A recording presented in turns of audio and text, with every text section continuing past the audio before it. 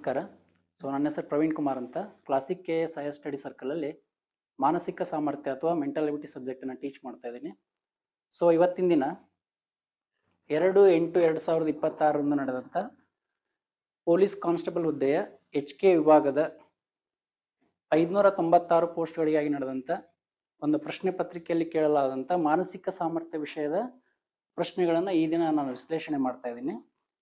Previous ಸೆಷನಲ್ಲಿ already ನಾನು HK ವಿಭಾಗದ್ದು discussion ಮಾಡಿದ್ವಿ. ಇವತ್ತಿನ ದಿನ HK ವಿಭಾಗದಲ್ಲಿ ಏನು ಕೇಳಿದಾರೆ ಅಂತೇಳಿ ಸ್ವಲ್ಪ ನೋಡ್ತಾ ಹೋಗೋಣಂತೆ. ಫಸ್ಟ್ ಕ್ವಶನ್ ನೋಡೋಣ. ಈಗ ಮುಚ್ಚಿದ ಚಿತ್ರಗಳು ತಮ್ಮ ಬದಿಗಳನ್ನು ಕಳೆದುಕೊಳ್ಳುತ್ತಿವೆ ಮತ್ತು ತೆರೆದ ಚಿತ್ರಗಳು ತಮ್ಮ ಬದಿಗಳನ್ನು ಪಡೆಯುತ್ತಿವೆ. ಸೂಕ್ತವಾದ ಉತ್ತರವನ್ನು ಆರಿಸಿ ಅಂತ ಕೇಳ್ತಾನೆ. ಹಾಗಾದ್ರೆ ಇಲ್ಲೂ ಅಬ್ಸರ್ವ್ ಮಾಡಿ ನೋಡಿದ್ರೆ ಇಲ್ಲಿ 4 ಡೈಗ್ರಾಮ್ ಅನ್ನ ಕೊಟ್ಟಿದ್ದಾನೆ. ಇಲ್ಲಿ ಏನ್ ಹೇಳ್ತಾನೆ ಅಂದ್ರೆ ಮುಚ್ಚಿದ ಚಿತ್ರಗಳು ಅಂದ್ರೆ ಸ್ವಲ್ಪ ಈ ರೀತಿಯ ಆಕೃತಿ ಏನಿದವು ಇವುಗಳನ್ನು ನಾವು ಮುಚ್ಚಿದ ಚಿತ್ರಗಳು ಅಂತ ಕರಿತಾ ಇದೀವಿ. ಹಾಗಾದ್ರೆ ಅವನು ಏನ್ ಹೇಳ್ತಾನೆ, ಮುಚ್ಚಿದ ಚಿತ್ರಗಳು ತಮ್ಮ ಬದಿಗಳನ್ನ ಕಳೆದುಕೊಳ್ಳುತ್ತಿವೆ. ಈ ಮುಚ್ಚಿದ ಚಿತ್ರಗಳಲ್ಲಿ ಏನಾಗ್ಬೇಕು ಅಂದ್ರೆ ತಮ್ಮ ಬದಿಗಳನ್ನ ಒಂದೊಂದೇ ಕಳ್ಕೊಳ್ತಾ ಹೋಗ್ಬೇಕು. ನೆಕ್ಸ್ಟ್ ಅದ್ರ ಜೊತೆಗೆ ಈ ತೆರೆದ ಚಿತ್ರಗಳಂದ್ರೆ ಒಳಗಡೆ ಇರ್ತಕ್ಕಂಥ ಚಿತ್ರಗಳು ತಮ್ಮ ಬದಿಗಳನ್ನ ಪಡೆಯುತ್ತಿವೆ. ಹಾಗಾದ್ರೆ ಸೂಕ್ತವಾದ ಚಿತ್ರ ಯಾವ್ದಾಗುತ್ತೆ ಅಂತ ಕೇಳ್ತದೆ. ಸ್ವಲ್ಪ ಅಬ್ಸರ್ವ್ ಮಾಡಿದ್ರೆ ಹಂಗೆ ಆಪ್ಷನ್ಸ್ ಎಲಿಮಿನೇಟ್ ಮಾಡ್ತಾ ಬಂದ್ರು ಕೂಡ ಇಲ್ಲಿ 4th ಆಪ್ಷನ್ ಇಂದ ಹೋದ್ರೆ ಈಗ ಇಲ್ಲಿ ಫಸ್ಟ್ ಒಂದು ಅಬ್ಸರ್ವ್ ಮಾಡಿದ್ರೆ ಇಲ್ಲಿ ಹೊರಗಡೆ 6 ಮುಖಗಳಿದೆ. ಅಂದ್ರೆ ಮುಚ್ಚಿದ ಚಿತ್ರ 6 ಮುಖಗಳಿದೆ. ನೆಕ್ಸ್ಟ್ ಒಂದು ಬಾಹು ಕಡಿಮೆಯಾಗಿ 5 ಆಗ್ಬೇಕಾಗಿತ್ತು. ಬಟ್ ಇಲ್ಲಿ 6 ಇದ್ದಿದ್ದು 6 ಇದೆ. ನೆಕ್ಸ್ಟ್ ಇಲ್ಲಿ ಕಡಿಮೆ ಆಗಿಲ್ಲ, ಇಲ್ಲಿ ಕಡಿಮೆ ಆಗಿಲ್ಲ ಅಂದ್ರೆ ಇದು ಆಪ್ಷನ್ ಆಗ್ಲಿಕ್ಕೆ ಇಲ್ಲ. ಇದನ್ನೇನು ಹಾಕ್ಲಿಕ್ಕೆ ಹೋಗ್ಬಾರ್ದು. ನೆಕ್ಸ್ಟ್ ಇಲ್ಲಿ ಬಂದ್ರೆ ಇಲ್ಲಿ 6 ಇದ್ದಿದ್ದು ನೆಕ್ಸ್ಟ್ ಇಲ್ಲಿ ಕಡಿಮೆ ಆಗಿಲ್ಲ, ಇಲ್ಲಿ ಕೂಡ ಇದು ಆಗುವ ಸಾಧ್ಯತೆ ಇಲ್ಲ. ಇಲ್ಲಿ ಬಂದ್ರೆ ಇಲ್ಲಿ 6 ಬಾಹು ಇದೆ, ನೆಕ್ಸ್ಟ್ 5 ಬಾಹು ಇದೆ, ನೆಕ್ಸ್ಟ್ ಇಲ್ಲಿ 2 ಬಾಹು ಹೋಗಿದೆ ಇದು. ಓಕೆ, ನೆಕ್ಸ್ಟ್ ಇಲ್ಲಿ ಇನ್ನೂ ಒಂದು ಬಾಹು ಕಡಿಮೆ ಆಗ್ಬೇಕಾಯ್ತು. ಬಟ್ ಇಲ್ಲಿ ಕೂಡ 2 ಬಾಹು ಇರೋದ್ರಿಂದ ಇಲ್ಲಿ ಅಬ್ಸರ್ವ್ ಮಾಡಿದ್ರೆ ಈ ರೀತಿ ಲೆಸ್ ಆಗಿದೆ ಅಂದ್ರೆ ನೆಕ್ಸ್ಟ್ ಇನ್ನೊಂದು ಬಾಹು ಲೆಸ್ ಆಗ್ಬೇಕಾಯ್ತು. ಬಟ್ ಇದನ್ನು ಕೂಡ ಆಗಲ್ಲ. ಇಲ್ಲಿ ಆಪ್ಷನ್ ಎ ಚೆಕ್ ಮಾಡಿ ನೋಡಿದ್ರೆ ಫಸ್ಟ್ 6 ಮುಖಗಳಿದೆ, ನೆಕ್ಸ್ಟ್ ಹೋದಾಗ 5 ಮುಖಗಳಾಗಿದೆ, ಒಂದು ಲೆಸ್ ಆಗಿದೆ. ಒಳಗಡೆ ಇರ್ತಕ್ಕಂಥದ್ದು ಆದ ಡೈಗ್ರಾಮ್ ಏನಾಗಿದೆ, ಒಂದು ಎಕ್ಸ್ಟ್ರಾ ಆ್ಯಡ್ ಆಗ್ತಾ ಹೋಗುತ್ತೆ. ತೆರೆದ ಚಿತ್ರ ತಮ್ಮ ಬದಿಗಳನ್ನ ಪಡೆಯುತ್ತೇವೆ ಅಂದ್ರೆ ಒಂದು ಇದ್ದಿದ್ದು ನೆಕ್ಸ್ಟ್ 2 ಆಗಿದೆ. ನೆಕ್ಸ್ಟ್ ಡೈಗ್ರಾಮ್ ಅಲ್ಲಿ 2 ನಿಮ್ಗೆ ಏನಾಗಿದೆ ಅಂದ್ರೆ ಕಡಿಮೆ ಆಗಿದೆ. 1 ಕಡಿಮೆ ಆಗಿತ್ತು, ಈಗ 2 ಕಡಿಮೆ ಆಯಿತು. ಅಲ್ಲಿ 1 ಇನ್ಕ್ರೀಸ್ ಆಗಿದೆ, ಹಿಂಗಿದ್ದು ಶೇಪ್ ಈ ತರ ಆಗಿದೆ. ನೆಕ್ಸ್ಟ್ ಲಾಸ್ಟ್ ಅಲ್ಲಿ ಇಲ್ಲಿ 1 ಹೋಯ್ತು, 2 ಹೋಯ್ತು, ನೆಕ್ಸ್ಟ್ ಇಲ್ಲಿ 3 ಹೋಗಿದೆ. ಅಂದ್ರೆ ಈ ರೀತಿ ಇರುವಂತ ಲಾಸ್ ಆಗಿದೆ. ಒಳಗಡೆ ಮತ್ತೊಂದು ಎಕ್ಸ್ಟ್ರಾ ಬದಿ ಆ್ಯಡ್ ಆಗಿದೆ. ಹಾಗಾದ್ರೆ ಈ ಆಕೃತಿಯಲ್ಲಿ ಕರೆಕ್ಟ್ ಆಗಿರೋ ಆಕೃತಿ ಯಾವ್ದಪ್ಪ ಅಂದ್ರೆ ಫಸ್ಟ್ ಒನ್ ಕರೆಕ್ಟ್ ಆಗುತ್ತೆ. ಅಂದ್ರೆ ಓಪನ್ ಏನಿದಾವಲ್ಲ ಹೊರಗಡೆ ಡೈಗ್ರಾಮ್ ಅವು ಕಳೆದುಕೊಳ್ತಾ ಹೋಗ್ಬೇಕು. ನೆಕ್ಸ್ಟ್ ಒಳಗಡೆ ಇರ್ತಕ್ಕಂಥ ಬದಿಗಳು ಆ್ಯಡ್ ಹಾಕೊಳ್ತಾ ಹೋಗ್ಬೇಕು. ಹಾಗಾದ್ರೆ ಅಂತ ಸೂಕ್ತವಾದ ಡೈಗ್ರಾಮ್ ಯಾವ್ದಪ್ಪ ಅಂದ್ರೆ ಆಪ್ಷನ್ 1 ಕರೆಕ್ಟ್ ಆಗುತ್ತೆ. Okay, next question. ಪ್ರತಿಯೊಂದು ಗುಂಪಿನಲ್ಲಿರುವ ಸಂಖ್ಯೆಗಳು ಒಂದೇ ರೀತಿಯ ಮಾದರಿಯನ್ನು ಅನುಸರಿಸುತ್ತಿವೆ ಎಂದು ಊಹಿಸಿ ಕೆಳಗಿನವುಗಳಲ್ಲಿ ಕಾಣೆಯಾಗಿರುವ ಸಂಖ್ಯೆಯನ್ನ ಕಂಡುಹಿಡಿಯಿರಿ. ಯೂಶುವಲಿ ಇಂಥ ಪ್ರಶ್ನೆಗಳನ್ನ ನಿಮ್ಮ ಟೈಮ್ ಕಿಲ್ ಮಾಡ್ಲಿಕ್ಕೆ ಹಾಕ್ತಿರ್ತಾರೆ. ಆದ್ರೂ ಕೂಡ ಈ ಕ್ವಶನ್ ನೋಡಿದಾಗ ಸ್ವಲ್ಪ ಅಬ್ಸರ್ವ್ ಮಾಡಿದ್ರೆ 3 ಡೈಗ್ರಾಮ್ ಅನ್ನ ಕೊಟ್ಟಿದ್ದಾನೆ. ಈ ಪ್ರಶ್ನಾರ್ಥಕ ಚಿಹ್ನೆಯಲ್ಲಿ ಬರುವಂತ ಸಂಖ್ಯೆ ಯಾವುದು ಅಂತ ಕೇಳ್ತಾನೆ. ಹಾಗಾದ್ರೆ ಇಲ್ಲಿ ಅಬ್ಸರ್ವ್ ಮಾಡಿದ್ರೆ ಫಸ್ಟ್ ಇಲ್ಲಿ 25, 17 ಇದೆ. ಇವೆರಡು ಆ್ಯಡ್ ಮಾಡಿದ್ರೆ 25 ಪ್ಲಸ್ 17 ಅಂದ್ರೆ ಎಷ್ಟು ಬರುತ್ತೆ, ಇದು 42 ಬರುತ್ತೆ. ಓಕೆ, 42. ಹಾಗಾದ್ರೆ ಇಲ್ಲಿ ಕೆಳಗಡೆ ಏನಿದೆ 6. ಹಾಗಾದ್ರೆ 42 ಇಸ್ ಈಕ್ವಲ್ ಟು 6 ಇಂಟು ಎಷ್ಟು ಮಾಡಿದ್ರೆ ನಿಮ್ಗೆ 42 ಬರುತ್ತಪ್ಪ ಅಂದ್ರೆ 7. ಅಂದ್ರೆ 42 ಇಸ್ ಈಕ್ವಲ್ ಟು 6 ಇಂಟು 7. ಹಾಗಾದ್ರೆ ಅದೇ ಪ್ಯಾಟರ್ನ್ ಅನ್ನು ನೆಕ್ಸ್ಟ್ ಡೈಗ್ರಾಮ್ ಫಾಲೋ ಅಪ್ ಮಾಡ್ತಾ ಇದ್ರಷ್ಟೇ ಅದನ್ನ ಲಾಜಿಕ್ ಅನ್ನು ಅಪ್ಲೈ ಮಾಡ್ಬೇಕು. ಹಾಗಾದ್ರೆ ಅದನ್ನು ಚೆಕ್ ಮಾಡಿ ನೋಡಿ. 38 ಪ್ಲಸ್ 18, 38 ಪ್ಲಸ್ 18 ಅಂದ್ರೆ 56 ಆಗುತ್ತೆ, 56 ಇಸ್ ಈಕ್ವಲ್ ಟು ಕೆಳಗಡೆ ಇರುವಂತ ನಂಬರ್ 8. ಹಾಗಾದ್ರೆ 8ಕ್ಕೆ ಎಷ್ಟು ಗುಣಾಕಾರ ಮಾಡಿದ್ರೆ 56 ಆಗುತ್ತಪ್ಪ ಅಂದ್ರೆ 7. ಹಾಗಾದ್ರೆ ಈ ಪ್ಯಾಟರ್ನ್ ಸೇಮ್ ಇದೆ ಅನ್ಕೊಳ್ತೀನಿ. ಹಾಗಾದ್ರೆ 42 ಆಗ್ಬೇಕಾದ್ರೆ 6 ಇಂಟು 7, 56 ಆಗ್ಬೇಕಾದ್ರೆ 8 ಇಂಟು 7. ಹಾಗಾದ್ರೆ ಈ ನೆಕ್ಸ್ಟ್ ಪ್ಯಾಟರ್ನ್ ಅಲ್ಲಿ ಏನ್ ಬರುತ್ತೆ ಅಂತ ಕೇಳ್ತಿದ್ದಾನೆ. ಹಾಗಾದ್ರೆ 75 ಪ್ಲಸ್ 16, 75 ಪ್ಲಸ್ 10, 85, 6, 91 ಆಗುತ್ತೆ, 91 ಈಸ್ ಈಕ್ವಲ್ ಟು. ಓಕೆ, ಹಾಗಾದ್ರೆ ಇಲ್ಲಂತೂ ಫಿಕ್ಸ್ 7 ಬರಲೇಬೇಕು. ಹಾಗಾದ್ರೆ ಈ 7ಕ್ಕೆ ಎಷ್ಟು ಗುಣಾಕಾರ ಮಾಡಿದ್ರೆ 91 ಬರುತ್ತೆ, ಅದು ನಮ್ಮ ಆನ್ಸರ್ ಆಗಿರುತ್ತೆ. ಹಾಗಾದ್ರೆ 7ಕ್ಕೆ 13 ಗುಣಾಕಾರ ಮಾಡಿದ್ರೆ 13 7 91. ಹಾಗಾದ್ರೆ ಇಲ್ಲಿ ಬರಬೇಕಾದಂತ ನಂಬರ್ ಯಾವ್ದಪ್ಪ ಅಂದ್ರೆ 13 ಆಗಿರುತ್ತೆ. 13 ಆಪ್ಷನ್ 3 ಅಲ್ಲಿ ಇರುವಂಥದ್ದು. ಇನ್ನೊಂದ್ಸರಿ ಹೇಳ್ತೀನಿ. 25 ಪ್ಲಸ್ 17 ಅಂದ್ರೆ 42. 42 ಇಸ್ ಈಕ್ವಲ್ ಟು ಕೆಳಗಡೆ ಇರುವಂತ ನಂಬರ್ 6 ಇದೆ, 6ಕ್ಕೆ ಎಷ್ಟು ಗುಣಾಕಾರ ಮಾಡಿದ್ರೆ 42 ಬರುತ್ತೆ ಅಂದ್ರೆ 7, 6 7 42. Next 56 is equal to 38 plus 18 ಅಂದ್ರೆ 56 ಆಗುತ್ತೆ. 56 ಇಸ್ ಈಕ್ವಲ್ ಟು 8 ಬರ್ಕೊಂಡಿನಿ, 8ಕ್ಕೆ 7 ಗುಣಾಕಾರ ಮಾಡಿದ್ರೆ 56. ಫೈನಲಿ 75 ಪ್ಲಸ್ 16 ಅಂದ್ರೆ 91 ಆಗುತ್ತೆ. 91 ಆಲ್ರೆಡಿ ರೆಡಿ ಇದೆ, ಬಟ್ ಇಲ್ಲಿ 7 ಬರ್ದೀನಿ ಈಗ. ಬಟ್ ಇಲ್ಲಿ ಯಾವ ಒಂದು ನಂಬರ್ ಹಾಕಿದ್ರೆ 91 ಬರ್ಲಿಕ್ಕೆ ಸಾಧ್ಯಪ್ಪ ಅಂದ್ರೆ 13. ಹಾಗಾಗಿ ಎರಡನೇದಕ್ಕೆ answer option 3, 13 is the right answer. Okay, next question hold. ABCDಯು ಒಂದು ಚೌಕವಾಗಿದೆ. ಸೊ ಚೌಕದ ಕರ್ಣವು BDಯು 6 ಘಟಕಗಳಾಗಿದ್ದರೆ ಅಥವಾ 6 ಯೂನಿಟ್ಸ್ ಆಗಿದ್ರೆ ಚೌಕದ ವಿಸ್ತೀರ್ಣವನ್ನ ಕಂಡುಹಿಡಿಯಿರಿ ಅಂತ. ಹಾಗಾದ್ರೆ ಇದು ಒಂದು ಮೆನ್ಸುರೇಷನ್ ಅಥವಾ ಕ್ಷೇತ್ರ ಗಣಿತ ಅನ್ನೋ ಒಂದು ಕಾನ್ಸೆಪ್ಟ್ ಅಲ್ಲಿ ಬರುವಂತದ್ದು. ಸೊ ಇದರಲ್ಲಿ ಏನ್ ಹೇಳ್ತದೇನಪ್ಪ ಅಂದ್ರೆ ABCD ಅನ್ನೋದು ಒಂದು ಚೌಕವಾಗಿದೆ. ಓಕೆ, ಇಲ್ಲಿ ಅಬ್ಸರ್ವ್ ಮಾಡಿದ್ರೆ ಆಲ್ರೆಡಿ ನಮಗೆ ಚೌಕದ ಬಗ್ಗೆ ಮಾಹಿತಿ ಗೊತ್ತಿರಬೇಕು. ಚೌಕ ಅಂದ್ರೆ ಏನಪ್ಪಾ ಅಂದ್ರೆ ಇದೊಂದು 2 ಡೈಮೆನ್ಷನ್ ಫಿಗರ್. ಇದು ಅಂದ್ರೆ 2 ಆಯಾಮಗಳ ಒಂದು ಆಕೃತಿ ಇದು. ಹಾಗಾದ್ರೆ ಫಸ್ಟ್ ಆಫ್ ಆಲ್ ಇದೇನಪ್ಪಾ ಅಂದ್ರೆ ಚೌಕ ಅಂದ್ರೆ ಇದು ಒಂದು ಚತುರ್ಭುಜ. ಚತುರ್ಭುಜ ಅಂದ್ರೆ ಕ್ವಾಡ್ರಿಲ್ಯಾಟ್ರಲ್ ಅಂದ್ರೆ ಯಾವ ಆಕೃತಿ 4 ಬಾಹುಗಳನ್ನು ಒಳಗೊಂಡಿರುತ್ತೋ ಅದನ್ನ ನಾವು ಚತುರ್ಭುಜ ಅಂತ ಕರಿತೀವಿ. ಹಾಗಾದ್ರೆ ಆ ಚತುರ್ಭುಜದಲ್ಲಿ 4 ಬಾಹುಗಳು ಸಮವಾಗಿದ್ರೆ ಅಂತಹ ಆಕೃತಿಯನ್ನು ನಾವೇನಂತ ಕರಿತೀವಿ ಅಂದ್ರೆ ಚೌಕ ಅಂತ ಕರಿತೀವಿ. ಹಾಗಾದ್ರೆ ಚೌಕ ಅಂದ್ರೆ ಇದು 10 ಸೆಂಟಿಮೀಟರ್ ಇದ್ರೆ ಎಲ್ಲಾ ಬಾಹುಗಳು ಕೂಡ 10 ಸೆಂಟಿಮೀಟರ್ ಇರ್ಬೇಕು.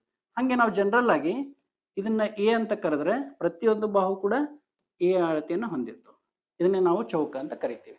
ಹಾಗಾದ್ರೆ ಅವನು ಏನ್ ಕೊಟ್ಟಿದ್ದಾನಪ್ಪ ಅಂದ್ರೆ ABCD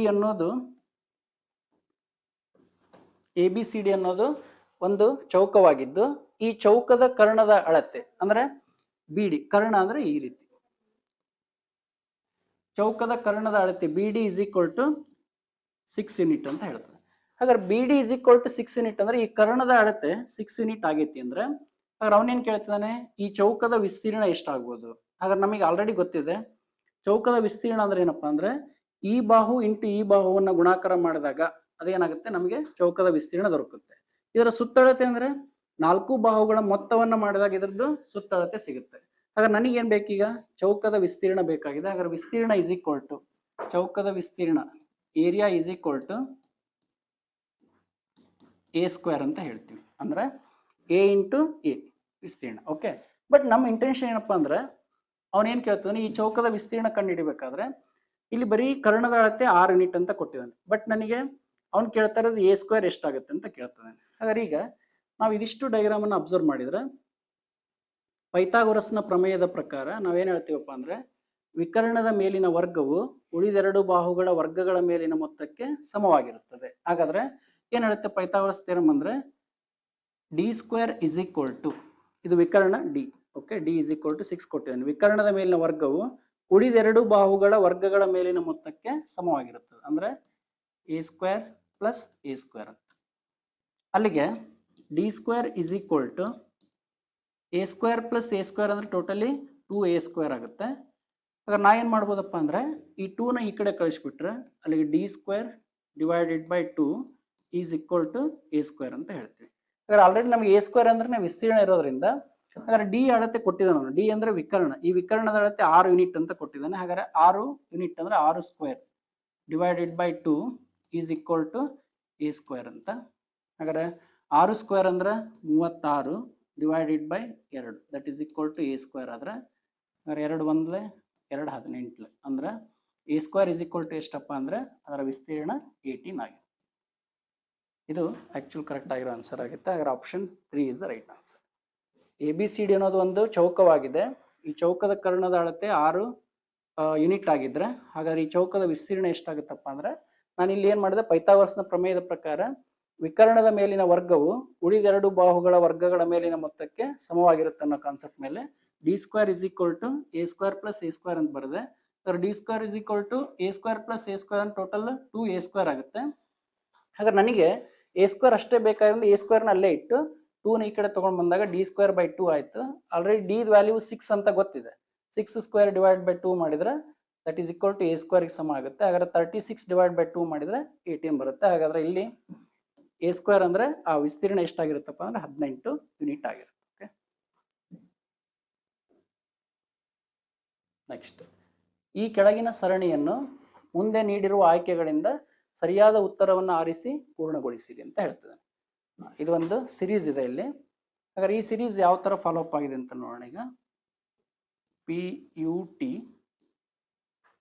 next POT, next PIN, next PEN. ಹಾಗಾದ್ರೆ ಮುಂದೆ ಬರುವಂಥದ್ದು ಕ್ವಶನ್ ಮಾರ್ಕ್ ಇದೆ.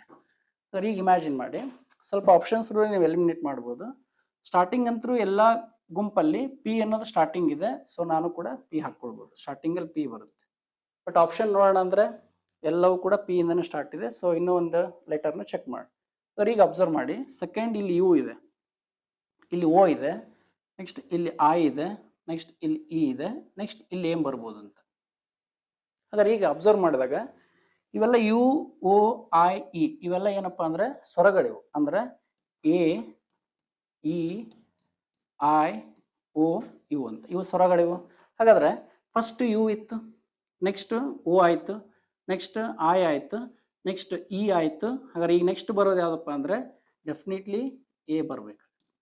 ಈಗ ನೋಡಿ AEIOU ಅಂತ ಅಂದ್ರೆ ಎರಡನೇ ಲೆಟರ್ ಏನಾಗಿತ್ತಪ್ಪ ಅಂದ್ರೆ ಸ್ವರಗಳಿಂದ ನಿಮ್ಗೆ ಅಲ್ಲಿ ಕಂಪ್ಲೀಟ್ ಆಗ್ತಾ ಇದೆ.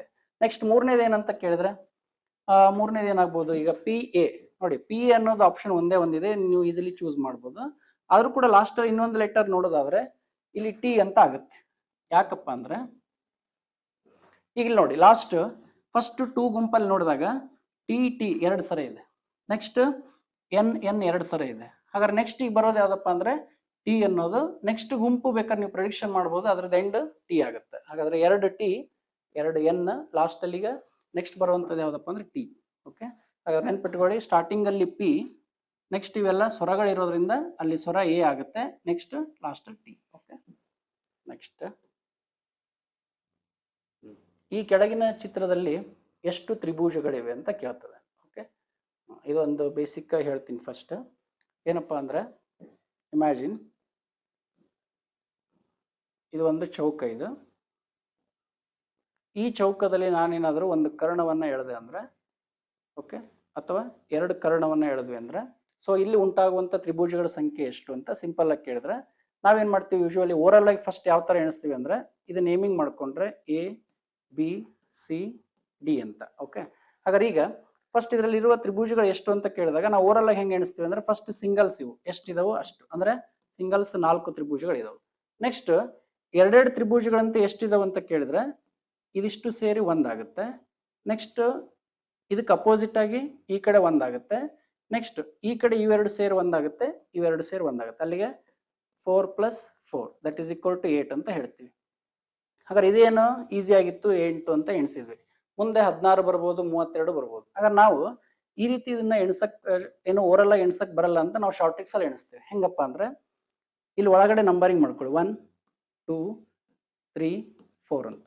ಹಾಗಾದ್ರೆ ಹೈಯೆಸ್ಟ್ ನಂಬರ್ ಎಷ್ಟು ಬರುತ್ತೋ ಹೈಯೆಸ್ಟ್ ನಂಬರ್ ಅದನ್ನ ಡಬಲ್ ಮಾಡಿಬಿಟ್ರೆ ನಿಮಗೆ ಅದರಲ್ಲಿರುವ ತ್ರಿಭುಜಗಳ ಸಂಖ್ಯೆ ಸಿಕ್ಬಿಡುತ್ತೆ ಈಸಿಯಾಗಿ. ಹಾಗಾದ್ರೆ ಈ ಆಕೃತಿಯಲ್ಲಿ ಕಂಡು ಬರುವಂತವು 8. ಸಪೋಸ್ ಇನ್ನೊಂದು ಡಯಾಗ್ರಾಮ್ ತಗೋಣ.